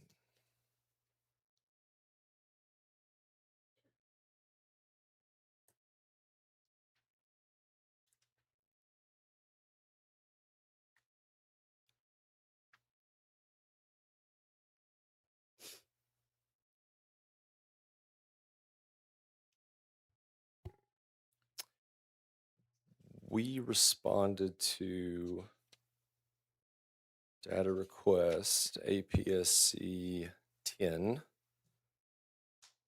as a confidential response that requested a revenue requirement out to 30 years for both let's see, both the NWA Express and the Drake A valves. And that's included as confidential direct exhibit DM7, Don Malone's testimony. Is this what you're referring to? I when- want the increase to your customer bills as a result of phase one of this project. Approximately 25 cents for a residential customer on a monthly basis. I mean, I'll be honest, I'm finding it difficult to determine the real financial impact to your customer if we don't have anything more than phase one, year one, which I still believe is based on the testimony is 25 cents for an average monthly residential's bill. And that's correct. Okay, let's The- move on. So Mr. Daniel, you all also have, do you have any other dockets pending before the commission right now? Yes. And what are those? We are a party to several dockets. Docket 20. I'll rephrase that question. Do you have a rate case pending before the commission currently? Yes, we do. Okay. And when was that filed? December 5th, 2025. Okay, so fairly recently. If it is determined by the commission that you're entitled to an increase based on that rate case, that will be an additional increase on your customers' bills, correct? That's correct. Okay. And when was your last rate case? The last rate case was docket 23074U. I believe that was filed in early December of 2023. Okay. And have you had any other rate cases in the last 5 years? Yes, we filed a general rate case in December as well, and I don't recall a specific date. That was docket 21097U, I believe. Okay, thank you. So in light of all that, it does appear that your customers can potentially see multiple increases on their bills in this year as well as in the previous 5 years. Would you agree with that? Yes. Okay. What are you doing as a company with regard to affordability for your customers?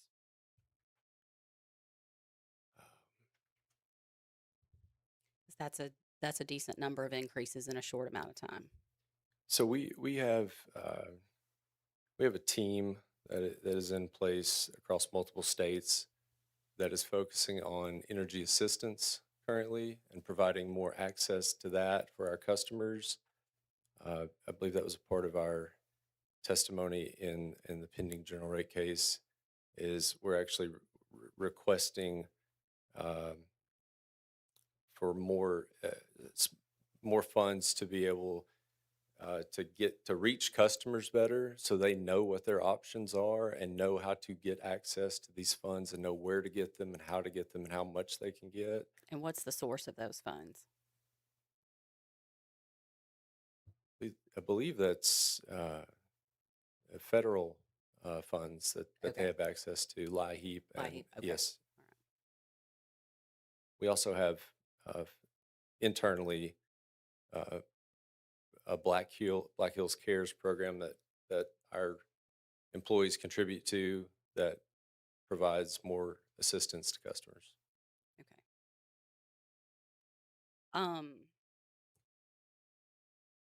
So there's some effort.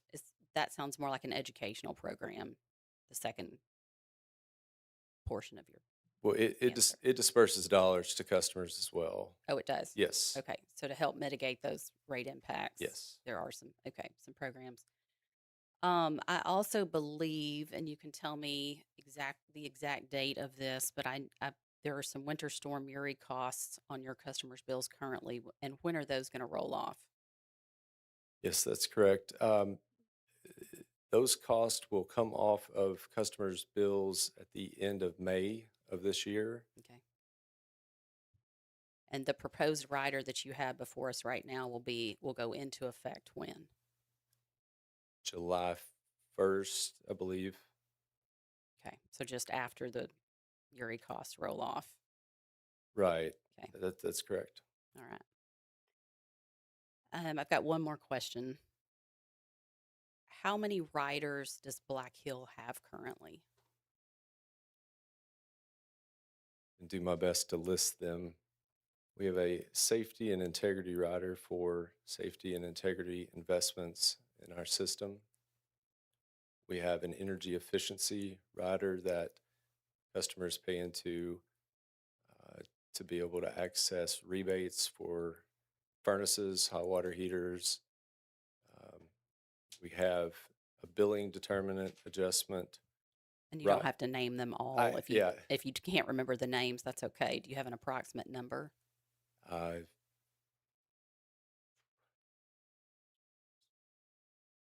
5 to 6, and that if I went through the list in my head, I Okay. might get you a more accurate answer. That's but okay. That's close enough. Okay. As a percentage, how much does Black Hills collect through those riders versus your base rates? Very small percent. Our safety and integrity rider is reset to 0 at each rate case as those costs roll into our base rates.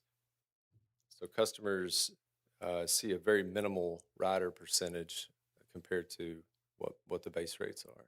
And that's which rider? Your safety and The integrity safety rider? and integrity rider. But you say the percentage is low overall. Yes. And do you anticipate that changing if you are, if you receive approval for this application for the Gaja rider?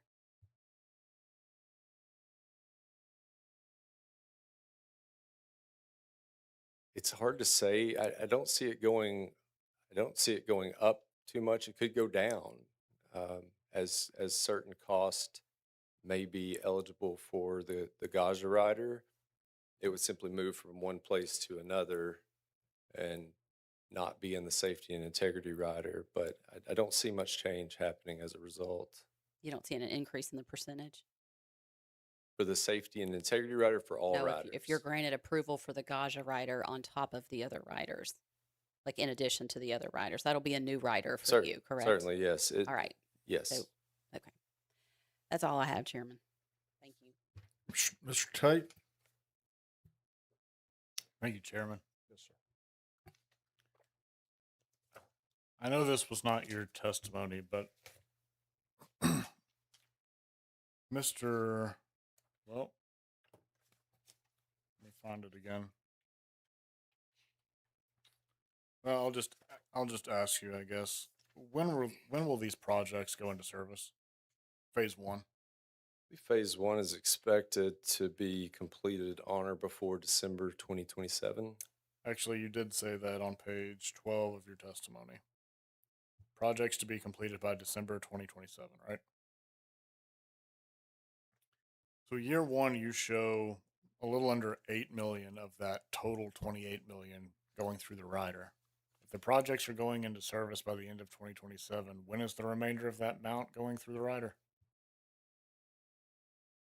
I think that's yet to be determined based on the scope of the phases that Mr. Johnson outlined. And That 28 amount isn't related to the other phases. That's related to phase 1. I don't wanna 28 number is not the total for the entire project or the remaining valves of the 23 total identified. That's for phase 1, correct? Yes, that is correct. So if it's for phase 1 and you intend to have those in service by the end of 2027, when will the remainder of that 28 million go through the rider?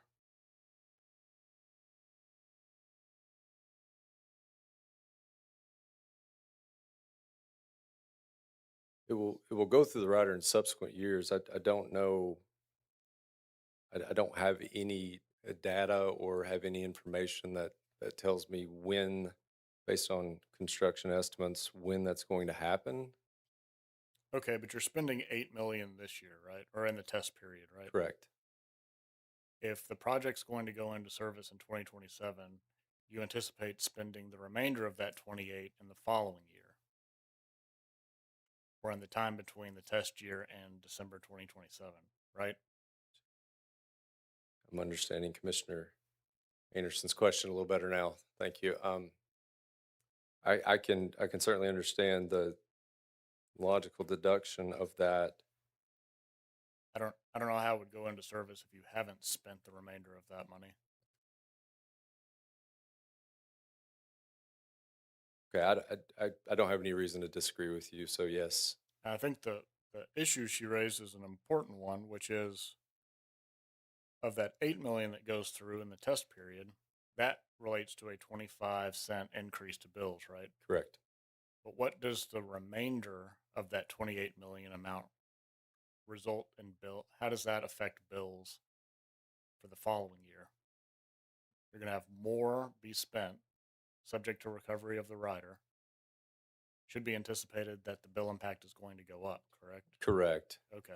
Correct. And just to, I mean, a scalable rough estimate, I would say between 75 cents and $1 on a monthly average if we're looking at the 25 cents based That'll- on the 8 million. And that'll be the impact on customers' bills for phase one is about I don't know, we'll say roughly $1 impact. I think it's a fair statement.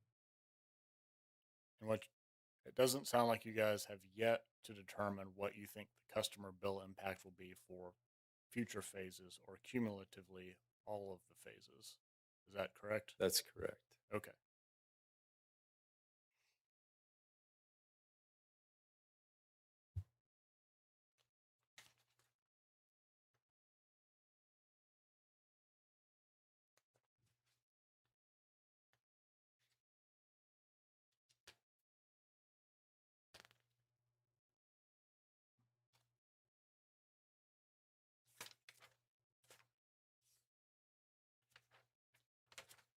Is it Black Hill's position that the feasibility study is a strategic investment? For the storage facility, Yes. yes, it is. The study itself is a strategic investment. I believe and I have the statute. Disclaimer, I'm not an attorney, but I will refer to the statute. I've got cited on page 8 of my testimony, and I believe it refers to feasibility studies of strategic investments. Right. So the study itself is not a strategic investment. It contemplates a feasibility study of a project that is a strategic investment, right?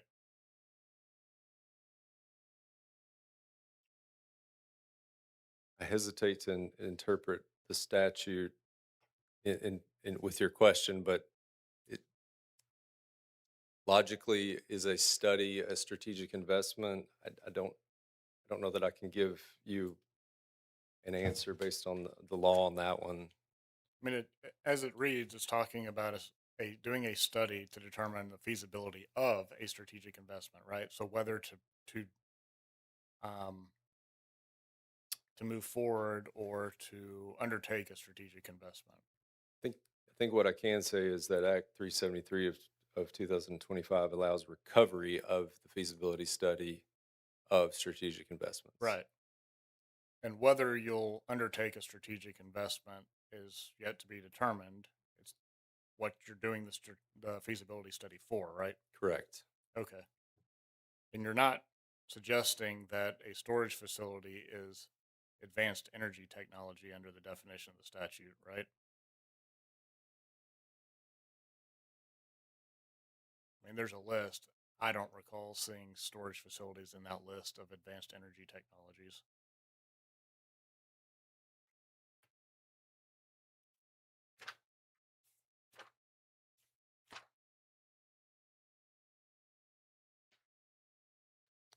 I don't recall the list either. And I'm sorry, can you repeat the question? Yeah, so the statute talks about strategic investment or feasibility studies of strategic investments and advanced energy technologies. And then I think 1308 defines what advanced energy technologies is.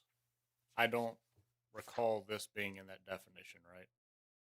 So it'd just be whether the project itself is a strategic investment, not an advanced energy technology. I'll say I don't recall either that specific list, Okay. but the feasibility study is to determine if there is a strategic investment opportunity. And if there's not, There won't be any strategic investment. but there'll be a feasibility study going through the GAHA rider, which was meant for strategic investments, right? That's correct. So we're not presuming that we'll build one just because we're doing a feasibility study. That would kind of undercut the entire purpose of the feasibility study, right? Absolutely. It's the most prudent thing to determine if you need to invest before you just go invest. So what is the in-service date for a feasibility study? If it resulted in a strategic investment, the in-service date, I would presume, would be the strategic investment. But if it results in no strategic investment, what is the in-service date? You have there's a change in the return under the rider when it goes into service, right? What is the in-service date of a feasibility study? That's a good question. And I don't know the details of what the feasibility study will do specifically, but just based on general finance, I would answer your question that as soon as the feasibility study is completed and those costs are either expensed or capitalized, that is the in-service date. So Now, what is the line item in the rider that this specific cost will go through? in terms of in-service or construction work in progress, Well, is it going to go through an expense line item in the rider? it's planned to go through a capital line item, So so you're it's gonna capitalized. You're going to capitalize a feasibility study. That's my understanding, yes. Okay.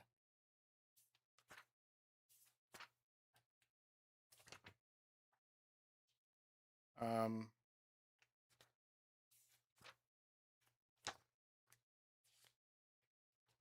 do you have Mr. Well, it's responses to data requests Mr. Malone sent. Do you have those in front of you? I've got a copy of Mr. Malone's testimony and exhibits and the responses that are included in those. I do not have any other data request responses Okay. than those.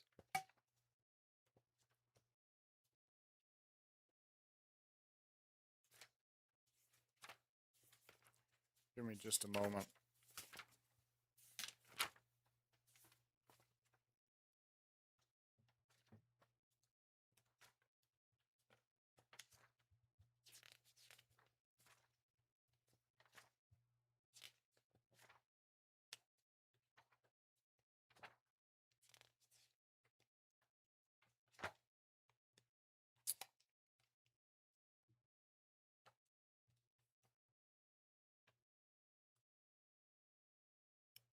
Yeah, here it is. It's exhibit Don Malone 7.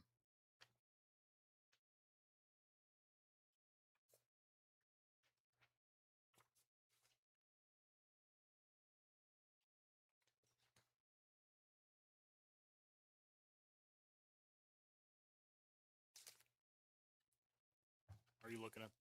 You're looking at it? Yes, I've got it. First, I guess this is a question for Mr. Danjo. This is on pink paper, which normally indicates confidential. Is this entire page confidential? Let's see.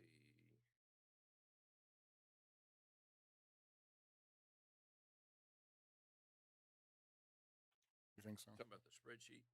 Yes, sir. It's so small I can't read it.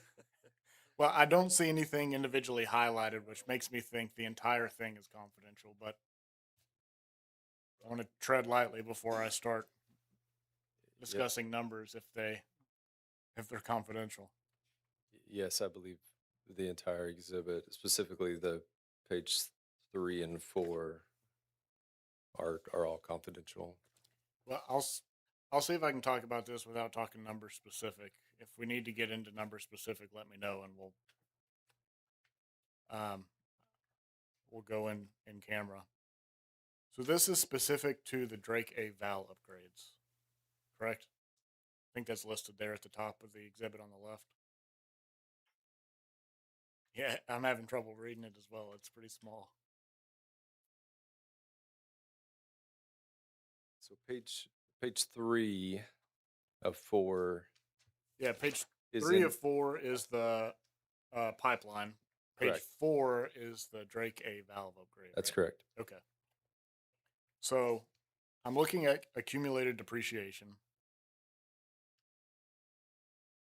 Do you see that? Yes. Can you tell me what's going on there? Does that have to do with retirement of the existing valves?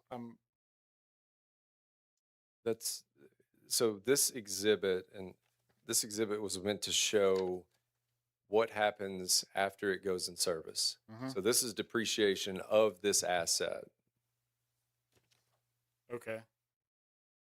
So this is Why- more of a look later of what So happened. why is that so different than what we see on the pipeline?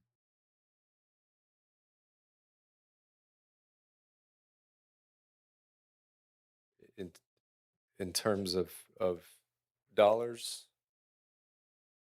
It's so that would be tied to a specific depreciation rate that I don't have. Generally, speaking generalities, in general, pipelines have a much longer useful life than most all other assets. Therefore, the depreciation rate is fairly low. I can't speak with any certainty to the Drake A depreciation rate, but that's what derives those figures. There is a certain rate of a useful life of a valve or of a pipeline.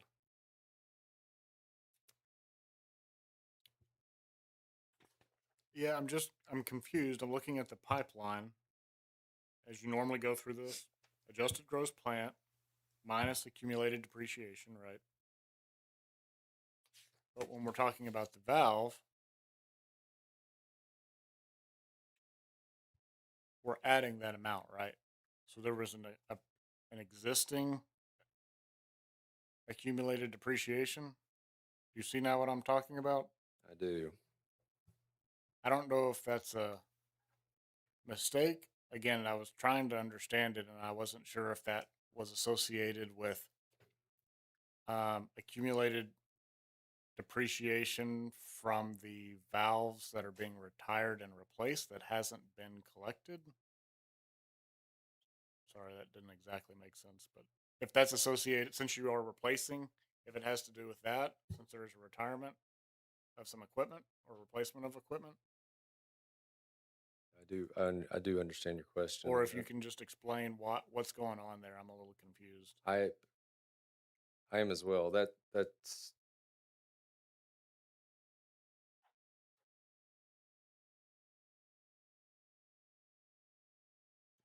give me just a moment. I'm trying to make sure I have the context correct.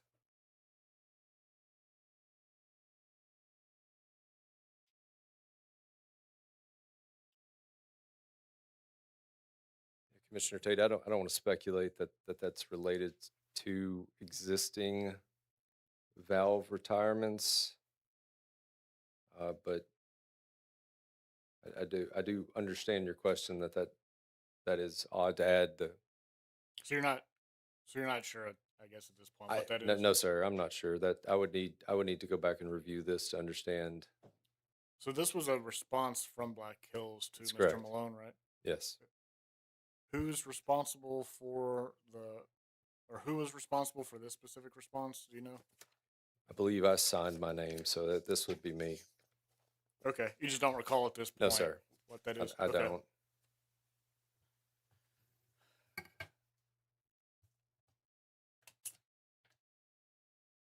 I think that's all I have, Chairman.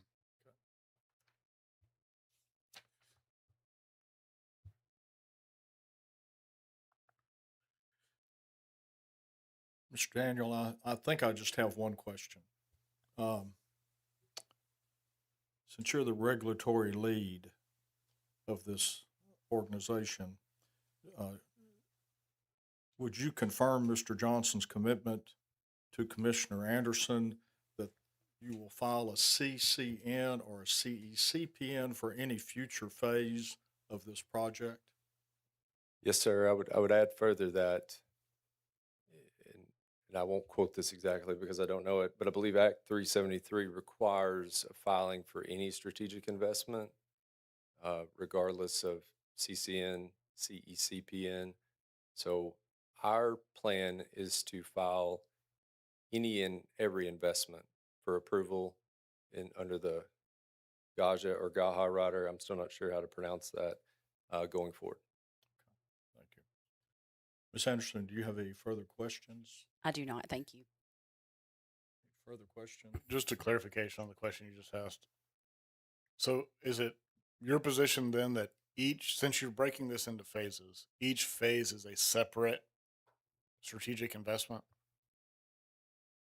Yes. Okay.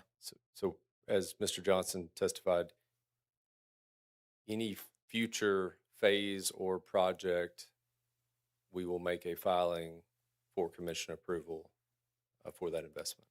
Thank you. Thank you. You may stand down. It's my favorite time of day. It's noon, which means it's lunchtime. But did you have any questions, Mr. Parks? Mr. Danjo, did you have a redirect? No, sir. Okay, don't get in the way of lunch, okay? We're going to break for lunch for about an hour and 15 minutes, and we'll come back and finish up at that point, okay? We're in recess.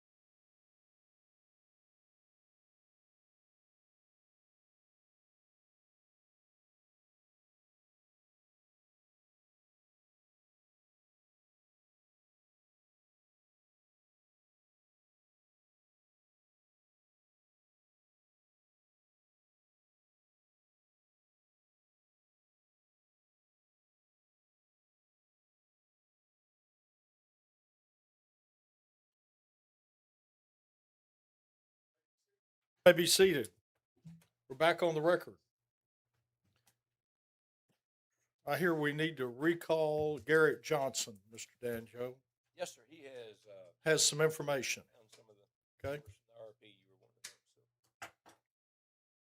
So, if you don't mind him looking at it on his phone. Probably not. Okay. I think that's a way to refresh your memory. Yeah, I think so. Okay. We'll let that. What's that? Refresh the recollection. That's it. That's it. It's been too long since I've been in law school to know the exact. Mr. Tate, do you want to ask him since you asked the question originally? He's too afraid of me, so. Mr. Johnson, do you have the number, the estimated total for the entire pipeline project? Yes, sir, I do. I appreciate the opportunity to share it. According to our IRP, the total NWA Express 39-mile pipeline is 160 million, according to that estimate.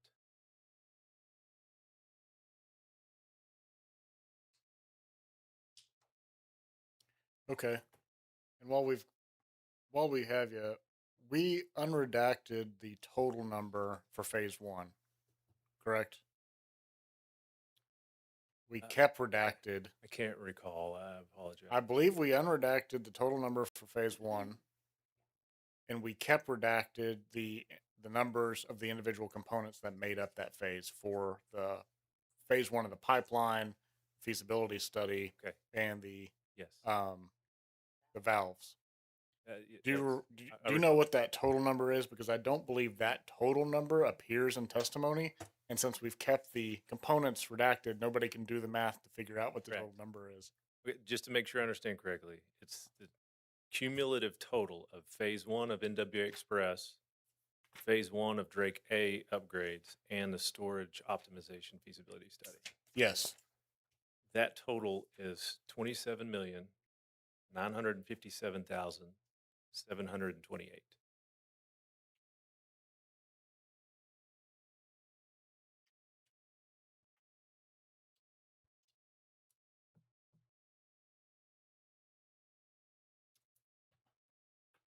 Chairman and Commissioner Anderson, do you have any additional questions for this witness while we have them? Otherwise, I may have one clarification question, but I wanted to give you, while we're on this number, Go ahead.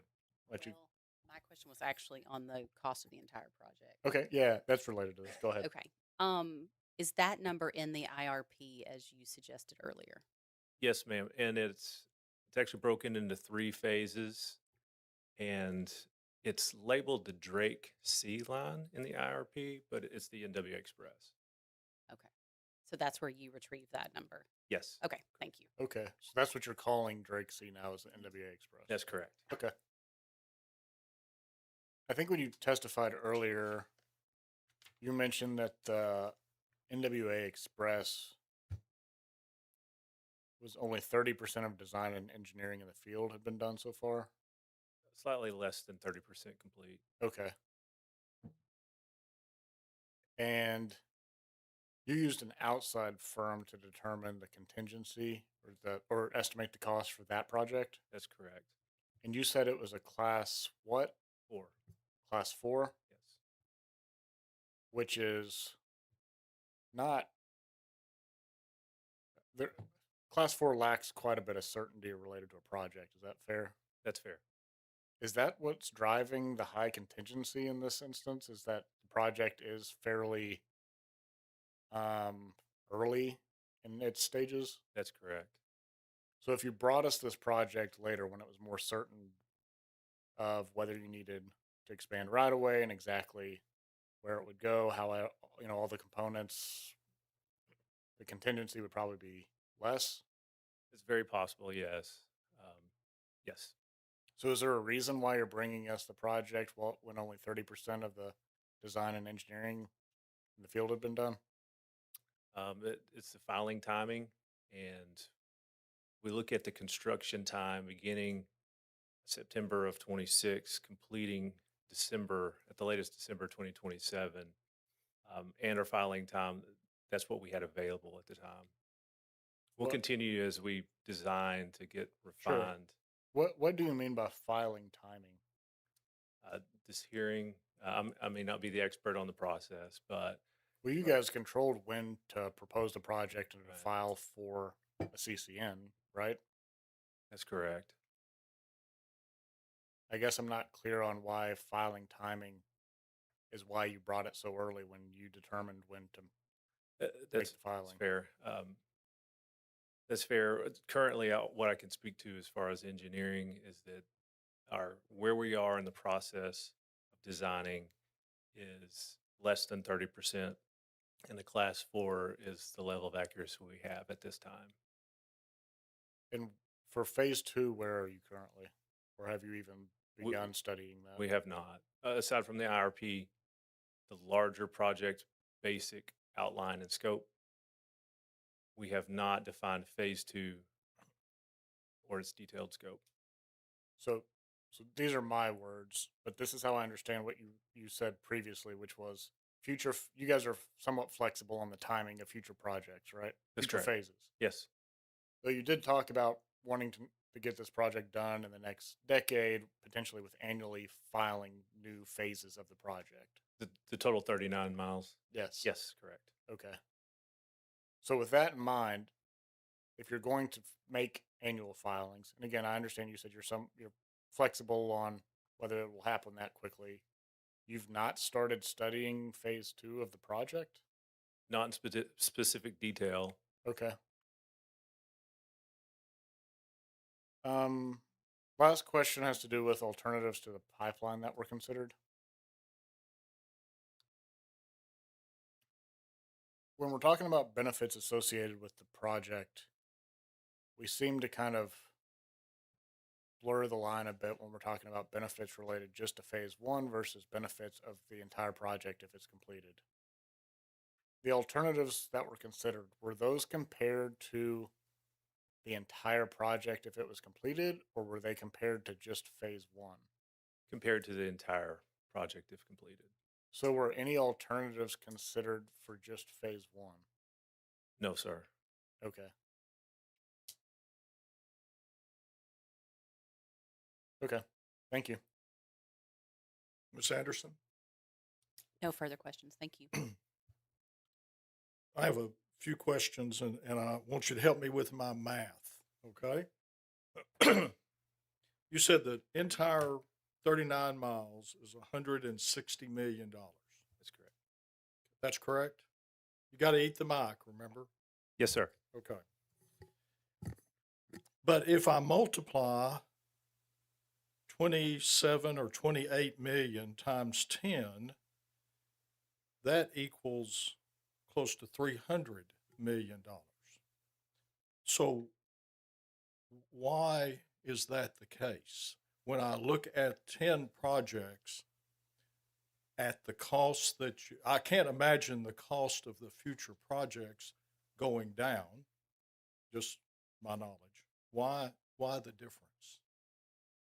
The estimates in the IRP are, once again, order of magnitude, and the estimates associated with the phase 1 were created afterwards and have a higher level of accuracy. The IRP estimates can be updated. That document can continue to grow as our plan develops.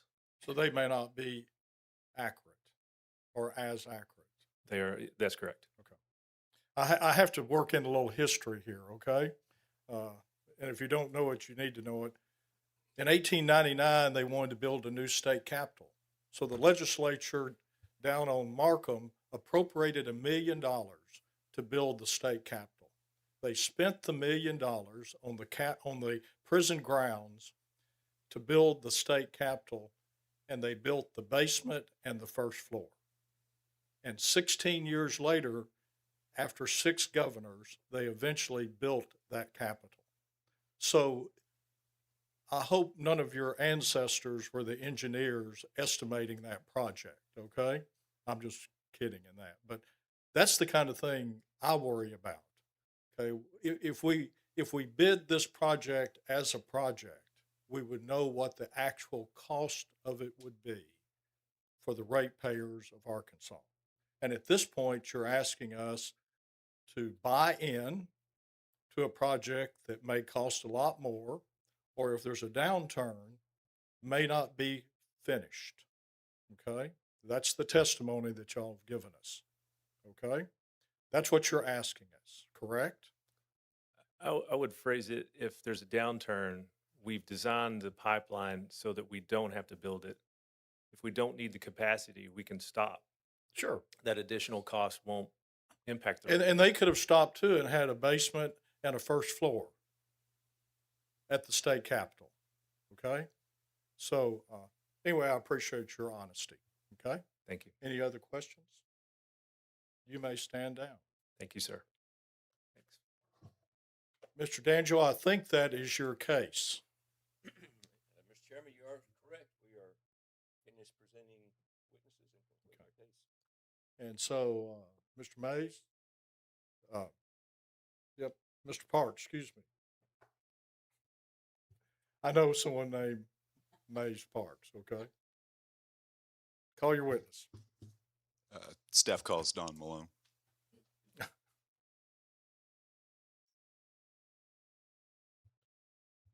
I'm going to be interested to see if Mr. Malone knows the address of the PSC. I wrote it down. I prepared him. Michael, this one's on you if he doesn't know it. It's an inside joke, okay? It's an inside joke. Don, if you would state your full name for the record. My name is Don Malone. And your Get close to the mic and speak to us, Mr. Yes, sir. Malone. Yes, okay? sir. Thank you. And your business address. My business address is 1000 Center Street, Little Rock, Arkansas, 72202. And your employer. Arkansas Public Service Commission. And your job title. Let's see, senior auditor. And on whose behalf are you testifying today? I'm testifying on behalf of staff. And are you the same Don Malone that filed redacted direct testimony, redacted exhibits, confidential direct testimony, and HSBI confidential exhibits on January the 7th, 2026? Yes, sir. The same Don Malone that filed errata redacted direct testimony and errata confidential direct testimony on January 20th, 2026? Yes. And the same Don Malone that filed settlement testimony on February the 9th, 2026? Yes. Do you have any corrections or changes to your testimony or exhibits at this time? No, I do not. I'll tender the witness. Thank you, sir. Commissioner Anderson? No questions? Commissioner Tate? Be nice. I can't let Mr. Malone leave without some questions. Mr. Malone, they've brought this project to us in phases. They've talked some about the benefits if the entire project has been completed, and then also the benefits for just phase one that's been presented to us here today. Is it staff's position that phase one alone, the benefits associated with that, justify the cost?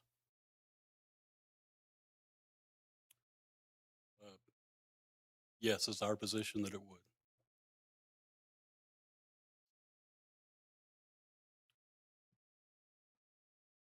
You were in the room for my questions of Mr. Daniels earlier. Yes, sir. The response to one of your data requests that we were discussing, are you familiar with the response I'm talking about? Yes, sir. Number 10. I think it was response number 10. It was included as one of your exhibits. Let me see which exhibit that was. 7, page 4. Okay, I believe I've got it here. That question on accumulated depreciation, can you provide any insight or enlighten me on what exactly is going on there?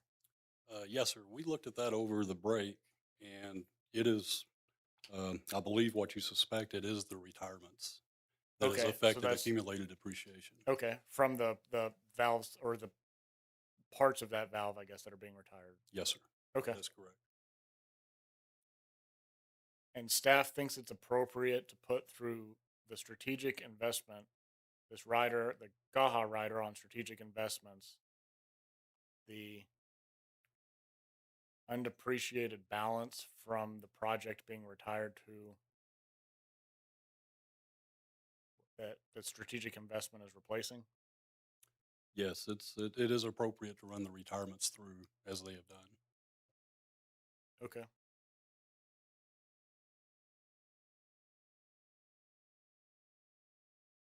I think that's all I have, Chairman. You may stand down. Thank you, sir. Thank you, sir. Thank you for traveling this far.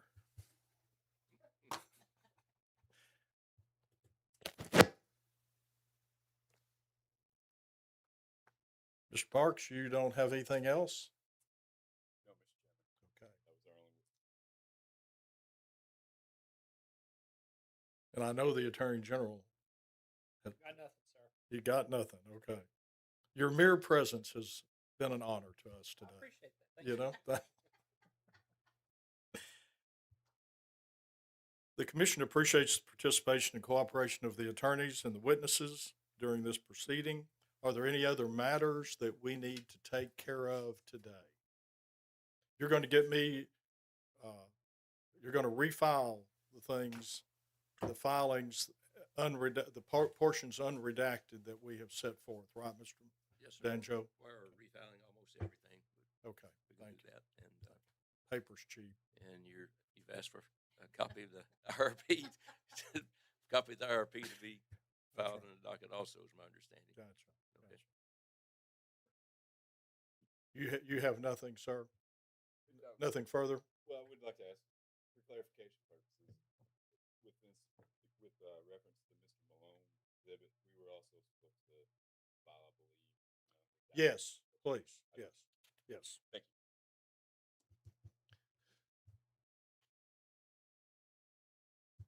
Enjoy just seeing y'all. I have a question that's off the record. Well, it's not off the record because it's on the record. Where is the pipe being built? Where's it being manufactured? You don't know? Hopefully not in Maryland. You'll understand. Just watch the news, okay? Very good. Okay, I guess we stand adjourned, okay? Thank y'all.